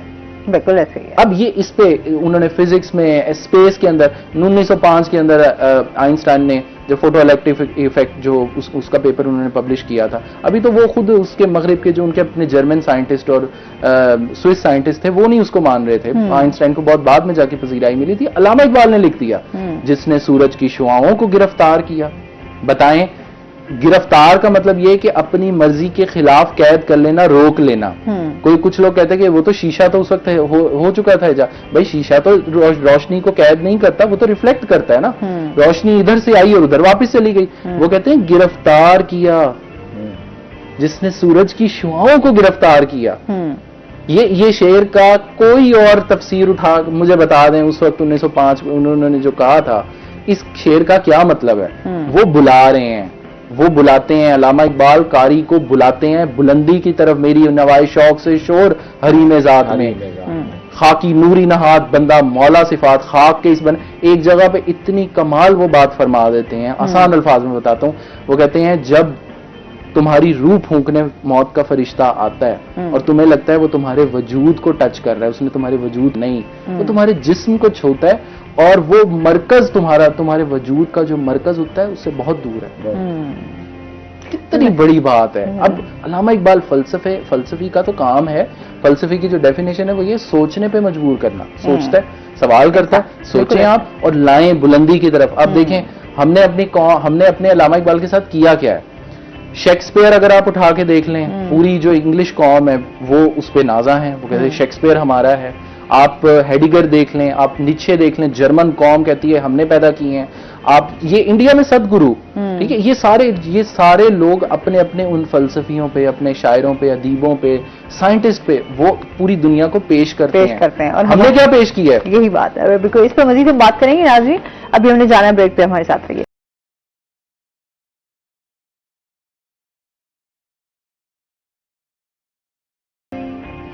ویلکم بیک ناظرین. ہاں جی، جس طریقے سے ہم شاعری کے حوالے سے بات کر رہے ہیں، فلسفے کے حوالے سے بات کر رہے ہیں، نظریات کی بات ہو رہی ہے، وہیں پر ہم جو ہے وہ تمام چیزیں کہ جس طریقے سے ہمارے ہاں اب ضرورت ہے کہ ہم ان کی جو ایک فلسفہ ہے، نظریات ہے، ان کو سامنے رکھ کر اپنے چیزوں کو آسان کریں. اچھا، ہمارے ہاں اب جس طریقے سے ہم جس لائف کو گزار رہے ہیں اور جس طریقے سے ہماری چیزیں چینج ہوئی ہیں، آج بھی ہم اسی طرح ہی جس طرح سے پاکستان آزاد ہوا اور اس کے بعد جو اس ٹائم کے چیلنجز تھے، آج بھی لگتا ہے شاید وہی چیلنجز اور وہی چیزیں جو ہیں ہمارے سامنے آ کر کھڑی ہو گئی ہیں اور ہم ان کو فیس کر رہے ہیں. اس بارے میں آپ کیا کہنا چاہیں گے کہ ہمیں کتنی ضرورت ہے کہ خود کو بہتر کریں؟ خود کو اگر بہتر کرنا ہے تو اقبال کے فلسفے پر عمل کرنا ہوگا. کیونکہ ہم لوگ جیسے پہلے تھے، جیسے آپ نے بتایا کہ ہم ویسے ہی ہیں. کیوں کہ جو ہمارے مشاہیر ہیں، جو انہوں نے ہمیں سبق دیا ہے یا جو انہوں نے ہمیں بتلایا ہے، ہم نے اس پر عمل نہیں کیا. اقبال نے جو پیغام دیا ہے وہ آفاقی ہے، اور اقبال کا فلسفہ جو ہے اس کو دیکھیں. اب ایک دعا جو ہے وہ پڑھی جاتی تھی پہلے ہمارے ہاں صبح کی نماز فجر کے بعد، تو وہ دعا جو ہے اب بھی میں وہ اس کو یاد کرتا ہوں، دیکھتا ہوں، سنتا ہوں، تو ایک عجیب سی جو ہے نا اس میں ایک جسم میں جو ہے نا وہ ایک لہر سی پیدا ہوتی ہے کہ ہم لوگ کہاں کھڑے ہیں. کہ اقبال نے کیا کہا تھا کہ تو غنی از ہر دعا لم من فقیر، روز محشر عذر ہائے من پذیر، گر حسابم رات بینی ناگزیر، از نگاہ مصطفیٰ پنہا بغیر. تو اقبال جو ہے وہ کہہ رہے ہیں اللہ میاں سے کہ اللہ میرا حساب روز محشر لینا ہی ہے، تو کیا ہے کہ حضور اکرم صلی اللہ علیہ وسلم کے سامنے شرمندہ نہ کرنا مجھے کہ میرے اعمال کیا ہے. اقبال جیسا آدمی کو بہت بڑا شاعر، صحیح معنوں میں عاشق رسول، اللہ اور اللہ کے رسول صلی اللہ علیہ وآلہ وسلم کے احکامات پر عمل کرنے والا. لیکن ہم کہاں کھڑے ہیں؟ ہم پہلے بھی وہیں تھے، آج بھی وہیں ہیں. کاش کہ ہم پہ بھی عمل کر لیتے. یہ جو علامہ اقبال نے رباعی جو ہے نا وہ بتلائی ہمیں، تو اس پہ بھی عمل کر لیتے تو آج ہماری حالت کیا ہوتی. ایک کالر ہے جی ہمارے ساتھ. السلام علیکم. جی السلام علیکم. محمد شکور خان علی سے کیل سے بات کر رہا ہوں. آج بہت بڑا دن ہے ڈاکٹر علامہ اقبال کے حوالے سے. 9 نومبر 1877 کو سیالکوٹ میں ایک ایسا درخشاں ستارہ پیدا ہوا جس کی مثال 21ویں صدی میں نہیں جا سکتی. ایسی شخصیت جلال الدین رومی کے بعد ہمارے وہ بہت بڑے شاعر، بہت بڑے مفکر، بہت بڑے جینیس اور ایسے جنہوں نے ہمیشہ نوجوان نسل کو خودی کا پیغام دیا اور ان کی خودی، ان کے پیغام کو ایک رہتی دنیا تک اگر ہماری نوجوان نسل کالجز اور یونیورسٹیز میں ان پہ عمل پیرا ہوں، ہمارے جو پولیٹیشینز ہیں، ہمارے جو اساتذہ ہیں، ہمارے جو لیکچررز ہیں، تو آپ دیکھیں کہ پاکستان دن دگنی رات چگنی ترقی کرے گا. علامہ اقبال کے جو افکار ہیں، علامہ اقبال کی جو شاعری ہے، اس میں عشق نبی بھی ہے، اس میں اللہ اور اللہ کی وحدانیت کا پیغام بھی ہے، اس میں نوجوان نسل کے لیے آگے بڑھنے کا وہ جذبہ بھی ہے، ان کی وہ حوصلہ افزائی بھی ہے جس سے پوری دنیا وہ تسخیر کر سکتے ہیں. ایسے پیغامات ہیں. ان کی شاعری اگر دیکھیں تو 60% پرشین میں ہے، لیکن جو 40% انہوں نے ڈفرینٹ اردو اور پنجابی وغیرہ یا جن زبانوں میں کی ہے شاعری، اس سے بھی آپ فیض حاصل کر سکتے ہیں. اور آپ کے جو افکار ہیں، آپ کی جو کتابیں موجود ہیں، بانگ طرح، بال جبریل، آپ ان سے مستفید ہوں، ان سے حاصل کریں.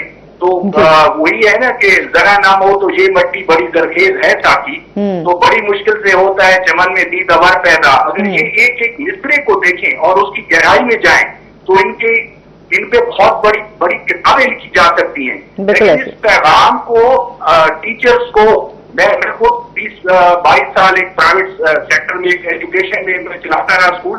ماشاءاللہ تو میرے بچوں نے بہت زیادہ پرائزز لیے اور ہمیشہ میں نے ڈاکٹر علامہ اقبال کے بہت بڑے بڑے پروگرام کیے اور میری کوشش ہوتی کہ نوجوان نسل میں وہ اسپیچز اور ان کی خودی اور ان کے پیغامات، یا آپ دیکھیں لفظیاتی ہے، دعا میں بہت بڑا پیغام ہے. بالکل ایسے میں سمجھتا ہوں کہ ڈاکٹر صاحب بڑی خوبصورت بات کر رہے ہیں اور اس سے ہمیں نہ صرف سبق ملتا ہے پر ہماری نوجوان نسل کو چاہیے کہ پریکٹیکلی اس پہ عمل کریں. جی بہت شکریہ آپ کا شکور صاحب، بہت شکریہ آپ کی کال کا. ظاہر سی بات ہے ہمارے ہاں جو ہے وہ جب ہم بات کرتے ہیں نا ایجوکیشنسٹ ہوتے ہیں، وہ تو یہی چاہتے ہیں کہ ہمارے جو نوجوان ہیں ان کو ایک ہم سیدھی راہ پر لے کر آئیں، جس میں بہت سارے ہمارے جو ہیں بہت سے مسائل کا شکار ہیں. نوجوانوں کو آج بھی ضرورت ہے کہ وہ کس طریقے سے اپنی زندگی کو بہتر کر سکتے ہیں.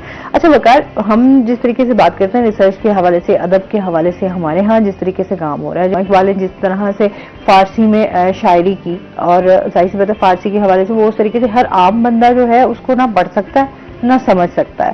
اس کے حوالے سے آپ کیا کہیں گے کہ کتنا کام ہو رہا ہے، یا ان کی جو وہاں پر شاعری کی گئی ہے یا انہوں نے جو لکھا ہے اس حوالے سے کیا کہیں گے آپ؟ آپ فارسی کو چھوڑ دیں، آپ اردو کیوں نہیں پڑھتے؟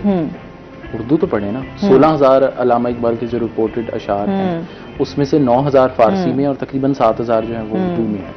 اس کے علاوہ یہ تو وہ شاعری ہے، لیکن ان کا جو نثری کام ہے، ان کی جو بکس ہیں، جو اس کے علاوہ شاعری کے علاوہ جب ہم ان کو کہتے ہیں فلسفہ، انہوں نے ان کی ایک پرسنل نوٹ بک. اور ہم ہمیشہ کہتے ہیں کہ انسان کا اصل اس وقت پتہ چلتا ہے جب وہ ایسی باتیں کہہ رہا یا لکھ رہا ہو جو دنیا کے سامنے کبھی نہیں آنی.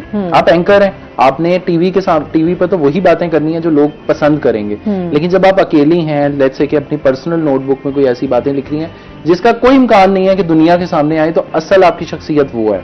علامہ اقبال کی personal note book straight reflection, وہ جب پھر سامنے آئی تو اس میں جتنی بڑی باتیں لکھی ہیں وہ اس کو تو پڑھیں نا.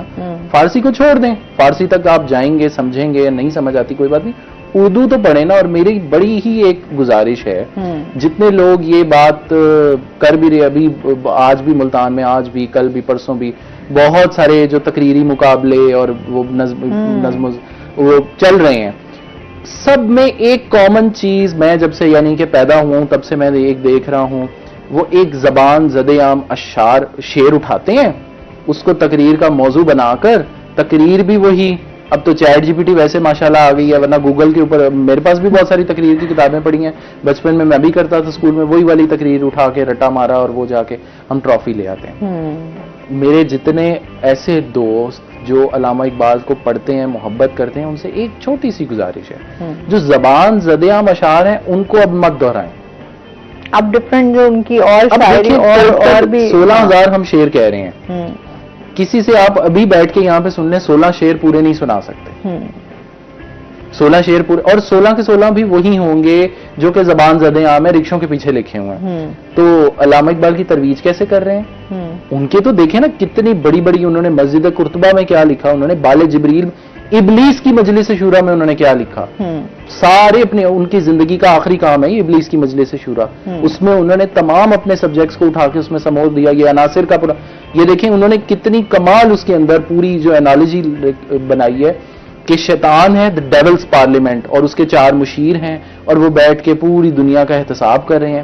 یہ عناصر کا پرانا کھیل, یہ دنیا دوں ساکنان عرش اعظم کی تمناؤں کا خون. ایک ایک شعر جو ہے وہ قرآن کی کسی ایک آیت کی تفسیر ہے. ساکنان عرش اعظم کی تمناؤں کا خون, جب فرشتوں نے کہا کہ اللہ اس آدم کو پیدا نہ کر, یہ زمین پہ جا کے فساد پھیلائے گا, ساکنان عرش اعظم کی تمناؤں کا خون کر کے تمہیں پیدا کیا گیا. اس کی بربادی پہ آمادہ ہے آج وہ کاسات جس نے نام رکھا تھا اس کا جہاں کاف و نو. آپ کو پتا ہے یہ جہاں کاف, یہ ایک شعر میں کتنی بڑی ہسٹری ہے. وہ جو حضرت رومی کو, حضرت مولانا روم کو حضرت شمس تبریز ملے تھے, اور انہوں نے جو ان کو اس وقت حضرت مولانا روم اور ابن عربی دنیا میں 2 مشہور ترین شخصیات تھیں, اتنی بڑی تھی, لاکھوں لوگ ان کے قدموں میں بیٹھے ہوتے تھے مولانا روم کے.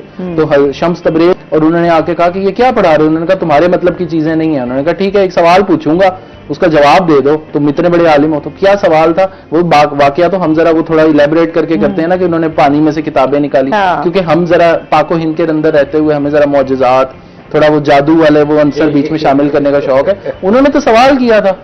سوال کیا تھا؟ انہوں نے کہا اچھا اتنے بڑے عالم ہو تو بتاؤ قرآن کا پہلا حرف کون سا ہے؟ انہوں نے کہا الف ہے. انہوں نے کہا اچھا الف کیونکہ وہ تو انسان نے ترتیب میں رکھ دیا تو اس لیے تم نے بھی الف ہی مان لیا. انہوں نے کہا پھر کیا ہے؟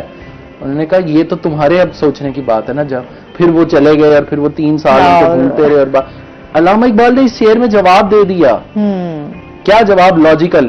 کیا؟ جہاں کاف و نو, اللہ تعالیٰ نے کہا نا کہ میں نے کن سے اس کائنات کو پیدا کیا, تو پہلا حرف کیا ہوا؟ وہ تو کن ہوا نا, یعنی کاف اور نون. میں نے سرمایہ دار, میں نے ناداروں کو سکھلایا سبق تقدیر کا, میں نے منم کو دیا سرمایہ داری کا جنون. پوری انہوں نے اس نظم کے اندر, آپ اس کو پڑھ لیں, مسجد قرطبہ پڑھ لیں, بال جبریل کی بہت ساری, اتنا شکوہ ہم پڑھتے ہیں. شکوہ کے بجائے اس کے ان کی ایک اور نظم ہے جس کو میں ابھی تک خود انٹرپریٹ نہیں کر پایا. ٹوٹل 8 اشعار ہیں کہ وہ اگر کجروں ہیں انجم آسماں تیرا ہے یا میرا, مجھے فکر جہاں کیوں ہو جہاں تیرا ہے یا میرا. بال جبریل کی پہلی, اگر ہنگامہ ہے, پہلی نہیں ہے یہ چھٹی ہے. چھٹی ہے. اگر ہنگامہ ہے شوق سے ہے لا مکان خالی خطا کس کی ہے یا رب, لا مکان تیرا ہے یا میرا ہے. تو کچھ مزید ان سے جانیں گے ناظرین. ابھی ہم نے جانا ہے بریک پہ, ہمارے ساتھ رہیے گا.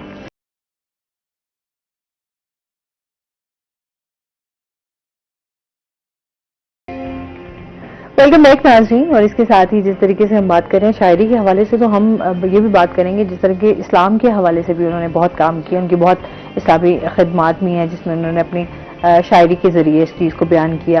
پھر جیسے ہم بات کرتے ہیں کہ عاشق رسول تھے تو انہوں نے اس پر بھی بہت زیادہ جو ہے وہ اپنی شاعری سے اس کو جو ہے الفاظوں سے بیان کیا. اس حوالے سے آپ کیا کہنا چاہیں گے؟ کہ محمد سے وفاتوں نے تو ہم تیرے ہیں, یہ جہاں چیز ہے کیا اللہ و قلم تیرے ہیں. اور ایک ربائی میں پہلے بتلا چکا ہوں کہ تو غنی ازہر دعالم من فقیر, روز معاشر عذر ہائے من پذیر, گر حساب امرات بینی ناگزیر, از نگاہ مصطفیٰ پہ نا بغیر. اب اس نقطے پہ غور کریں, بہت بڑی بات ہے کہ عشق کوئی معمولی بات نہیں ہے. علامہ اقبال سچے عاشق رسول ہیں, اور انہوں نے اسی پہ زور دیا ہے کہ انسان اپنے محبوب کے سامنے کبھی بھی شرمندہ نہ ہو. تو وہ اللہ تعالیٰ سے ایک التجا کر رہے ہیں, ایک ریکویسٹ کر رہے ہیں کہ یا اللہ میرے محبوب کے سامنے, میں عاشق رسول ہوں, تیرے محبوب کا میں بھی عاشق ہوں, تو اس کے سامنے مجھے رسوا نہ کرنا, شرمندہ نہ کرنا. تو یہاں ہم ان کا دیکھیں کہ عشق جو ہے وہ کتنے کلائمیکس پہ ہے, اور کس کے ساتھ؟ حضور اکرم صلی اللہ علیہ وآلہ وسلم کے ساتھ. بالکل صحیح ہے. جی اچھا, ایک ہم کہتے ہیں نا ماسٹر پیس, ویسے تو اتنے زیادہ ہیں علامہ اقبال, خاص طور پہ جو مسجد قرطبہ اس کو تو میں بہت زیادہ ریسائٹ کرتا ہوں, لیکن ایک ہوتا ہے نا ماسٹر پیس جس میں ہر چیز سمو دیتے ہیں. وہ علامہ اقبال نے لکھے, انہوں نے کہا یہ سب ہے اس ایک سالک کی جستجو کے مقام, جس کی شان میں آیا ہے علم الاسماء. پورا کا پورا جو علم ہے, آسمانی علم ہے, اس کی شان میں آیا ہے علم الاسماء. اور ہمارے لیے اس میں کیا کہ ہم تسبیح کریں یا اللہ کا ذکر کریں اور پھر میں باہر بھی نکلوں، جاب بھی کروں، دنیا کے کام. انہوں نے اس میں پورا فارمولا بیان کر دیا. مقام فکر ہے پیمائش زماں و مکان. مقام فکر ہے پیمائش زماں و مکان. دا اسپیس ٹائم کی جو کنٹینیوم ہے اس کو ڈی مسٹیفائی کرنا، وہ مقام فکر سوچنا اس میں. مقام فکر ہے پیمائش زماں و مکان. مقام ذکر ہے سبحان ربی الاعلیٰ. ذکر کرتے کرتے کرتے، اور اصل میں وہ اللہ تعالیٰ نے بنایا ہی، وہ ذرا بنایا ہی اسی لیے ہے کہ آپ اس کو ڈسکور کرتے کرتے اس کے بنانے والے تک پہنچیں. ایک گیم، اب یہ اسٹوڈیو ہے، اس میں لوگ سامنے ہمیں اسکرین پہ اگر دیکھ رہے ہیں اور کہیں کہ وہ ٹی وی اچانک سے خود اٹھ کے بولنا شروع کر دے کہ یہ this is a production of T C L corporation یا سونی کارپوریشن، جبکہ پتہ ہے کہ پیچھے ایک اسٹوڈیو ہے، اس کے پیچھے پورا میکینزم ہے. اس میکینزم کے اندر بھی یہاں پہ جتنا اکوپمنٹ کو بنانے والا ہے. بگ بینگ ہے، بگ بینگ اصل میں مسلمانوں کے اس سوال کا ہی جواب ہے. جب ہم یہ کہتے ہیں کہ ہر چیز کا ایک بنانے والا ہے، تو وہ کہتے ہیں ہمیں نہیں پتا کہ وہ اسپیس ٹائم کے اندر جو سنگولیرٹی تھی وہ کہاں سے آئی اور اس کے اندر وہ پوری کائنات وجود میں آئی. آپ جب بھی آپ کو یہ پتا چلے گا کہ وہ سنگولیرٹی کہاں سے آئی، تب بھی آپ کے سامنے وہ سوال ضرور کھڑا ہوگا کہ یہ سنگولیرٹی پھر اس کے پیچھے جو وہ چیز تھی، ایفیکٹ تھا، وہ کہاں سے آیا. تو آپ کو یہ ماننا پڑے گا کہ ایک ذات موجود تھی، جو موجود تھی، موجود ہے اور موجود رہے گی، اور اس نے ایک مینول دے دیا، اور وہ مینول بھیجا ایک انسان کے ذریعے. وہ انسان ہے نبی پاک صلی اللہ علیہ وسلم. علامہ اقبال کہتے ہیں محمد بھی تیرا، جبریل بھی، قرآن بھی تیرا، مگر یہ حرف شیریں ترجمہ تیرا یا میرا. اور سننے والوں کو صرف اتنا پیغام علامہ اقبال یہ چاہتے تھے، اور یہ احمد جاوید صاحب فرماتے ہیں ہم سے وہ شخص کھو گیا ہے جو دین کو ہمارے لیے قابل اعتبار بناتا ہے. نبی پاک صلی اللہ علیہ وسلم نے کھڑے ہو کے چوٹی کے اوپر پہلا اعلان فرمایا، اگر میں کہوں کہ یہاں پیچھے ایک فوج ہے تو مان لو گے؟ انہوں نے کہا بالکل مانیں گے، ہم نے آپ کو کبھی جھوٹ بولتے نہیں دیکھا. علامہ اقبال سے یہی سوال ہوا. فلسفہ ہر شے کے ہونے کی دلیل مانگتا ہے، آپ نے فلسفے کی روح سے خدا کے وجود کو کیسے پہچانا؟ انہوں نے کہا لاجیکل، 1+1=2. یہ ایکویشن ہے. کیسے؟ ایک شخص نے کہا ذات کون؟ نبی پاک صلی اللہ علیہ وسلم. انہوں نے کہا کہ ہے. ان کے سچے ہونے کی دلیل، انہیں زندگی میں کبھی جھوٹ نہیں بولا. ان کے دشمن بھی کہہ رہے ہیں آپ جھوٹے نہیں ہیں. ابو جہل کہہ رہا ہے آپ جھوٹے نہیں ہیں. یہ نہیں کہہ رہا کہ آپ جھوٹ بول رہے ہیں، بس جو میں اپنی انا پہ قائم ہوں، میں اپنی فطرت پہ قائم ہوں. اب سوچنے والی صرف بات یہ ہے ہم ابو جہل سے کیسے مختلف ہیں؟ ہم بھی تو یہی کہہ رہے ہیں کہ ہاں یہ تو سچا ہے، یہ قرآن ہے، یہ نبی پاک صلی اللہ علیہ وسلم، لیکن ہم بھی اپنی فطرت پہ قائم ہیں. نبی کا امتی، نبی کا امتی سب کچھ ہو سکتا ہے، جھوٹا نہیں ہو سکتا. یہی علامہ اقبال کے پورے فلسفے وہ پورا سارا کچھ بتا کے سمجھا کے عقل سے. مقام خرد ہے، مقام خرد سے بالا تر جس طرح ہے مقام خرد کے پاس خبر کے سوا کچھ اور نہیں. صبح ازل یہ مجھ سے کہا جبریل نے، جو خرد کا غلام ہو وہ دل نہ قبول کر، جو عقل کا غلام ہو وہ دل نہ قبول کر، جو لاجک کا غلام ہو وہ دل نہ قبول کر، کیونکہ دل کا کام لاجک نہیں ہے. دل تو ہے براہ راست کرنا ہے، مقام اس کا ہے دل کی خلوتوں میں. خدا جانے مقام دل کہاں ہے. تو وہ جو دل ہے نا، وہ انسان، وہ مومن، وہ امتی نبی پاک صلی اللہ علیہ وسلم کا، وہ جھوٹا نہیں ہو سکتا. بالکل ایسے ہی ہے. اچھا، کیا میسج دینا چاہیں گے وقار؟ بہت شکریہ، کیونکہ آج ہم نے کیونکہ ڈے ان کا ہے تو ظاہر سی بات ہے ان کے ڈے کے حوالے سے آپ کیا ہمارے نوجوانوں کو میسج دینا چاہیں گے؟ وہی میں کیا میسج دوں گا، علامہ اقبال کی وہی جو 2 اشعار ہیں وہی سن لیں، سمجھ لیں، اور وہ جو بلندی کی طرف بلاتے ہیں، کہتے ہیں آتی ہے دم صبح صدار شے بری سے، کس طرح کھویا گیا تیرا جوہر ادراک، کیوں ہوا کن تیرا نشتر تحقیق، کیوں تجھ سے ہوتے نہیں ستاروں کے جگر چاک، تو ظاہر و باطن کی خلافت کا سزا. ظاہر اور باطن وہ جو نظر نہیں آ رہا اندر ہے، ظاہر و باطن کی خلافت کا سزاوار. بادشاہت نہیں، خلافت اللہ نے خلیفہ بنا کے، خلافت کا سزاوار. کیا شعلہ بھی ہوتا ہے غلام خسو خاشاک؟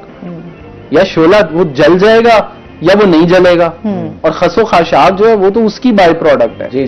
کیا شعلہ بھی ہوتا ہے غلام خسو خاشاک؟ بس یہ سوچنے والی بات ہے. بہت شکریہ. آپ کیا میسج دینا چاہیں گے؟ نوجوان کو چاہیے کہ علامہ کی فکر پہ عمل کرے. اگر علامہ کی فکر پہ عمل نہیں کرتا، میں کہتا ہوں وہ نوجوان ہی نہیں ہے. اس کے ہاں ذہن ہی نہیں ہے، اس کی کوئی سوچ ہی نہیں ہے، فکر ہی نہیں ہے. جب تک ہم عمل نہیں کریں گے علامہ کی فکر میں، ہم دنیا میں ترقی نہیں کر سکیں گے. ٹھیک ہے. اور یہی پیغام ہے نوجوانوں کے لیے کہ آج بھی، کل بھی ضرورت تھی علامہ کے پیغام پر عمل کرنے کی، آج بھی ضرورت ہے. سادہ الفاظ میں بات کر رہا ہوں، کیونکہ زیادہ پیچیدگی اس میں جائیں بچے کیا سمجھیں گے کیا کہہ رہے ہیں. صحیح. آپ دونوں کو بہت شکریہ جی، آپ ہمارے ساتھ رہے، اور اس کے ساتھ ہی موقع ملا کہ ہم تھوڑا سا جو ہے جو اپنی ایک ایفرٹ پٹ کر سکتے تھے کہ ہم ان کو سلام پیش کر سکیں، ان کی بات کر سکیں، ان کی ذات کے حوالے سے، ان کے پیغام کے حوالے سے، کہ ہمارے ہاں اس پلیٹ فارم کے ذریعے ایک میسج جو ہے وہ ڈیلیور ہو سکے. تو آئیے اپنا بہت سارا خیال رکھیے گا، دعاؤں میں یاد رکھیے گا. انشاءاللہ زندگی نے ساتھ دیا تو منڈے کو آپ سے پھر ملاقات ہوگی. اللہ حافظ.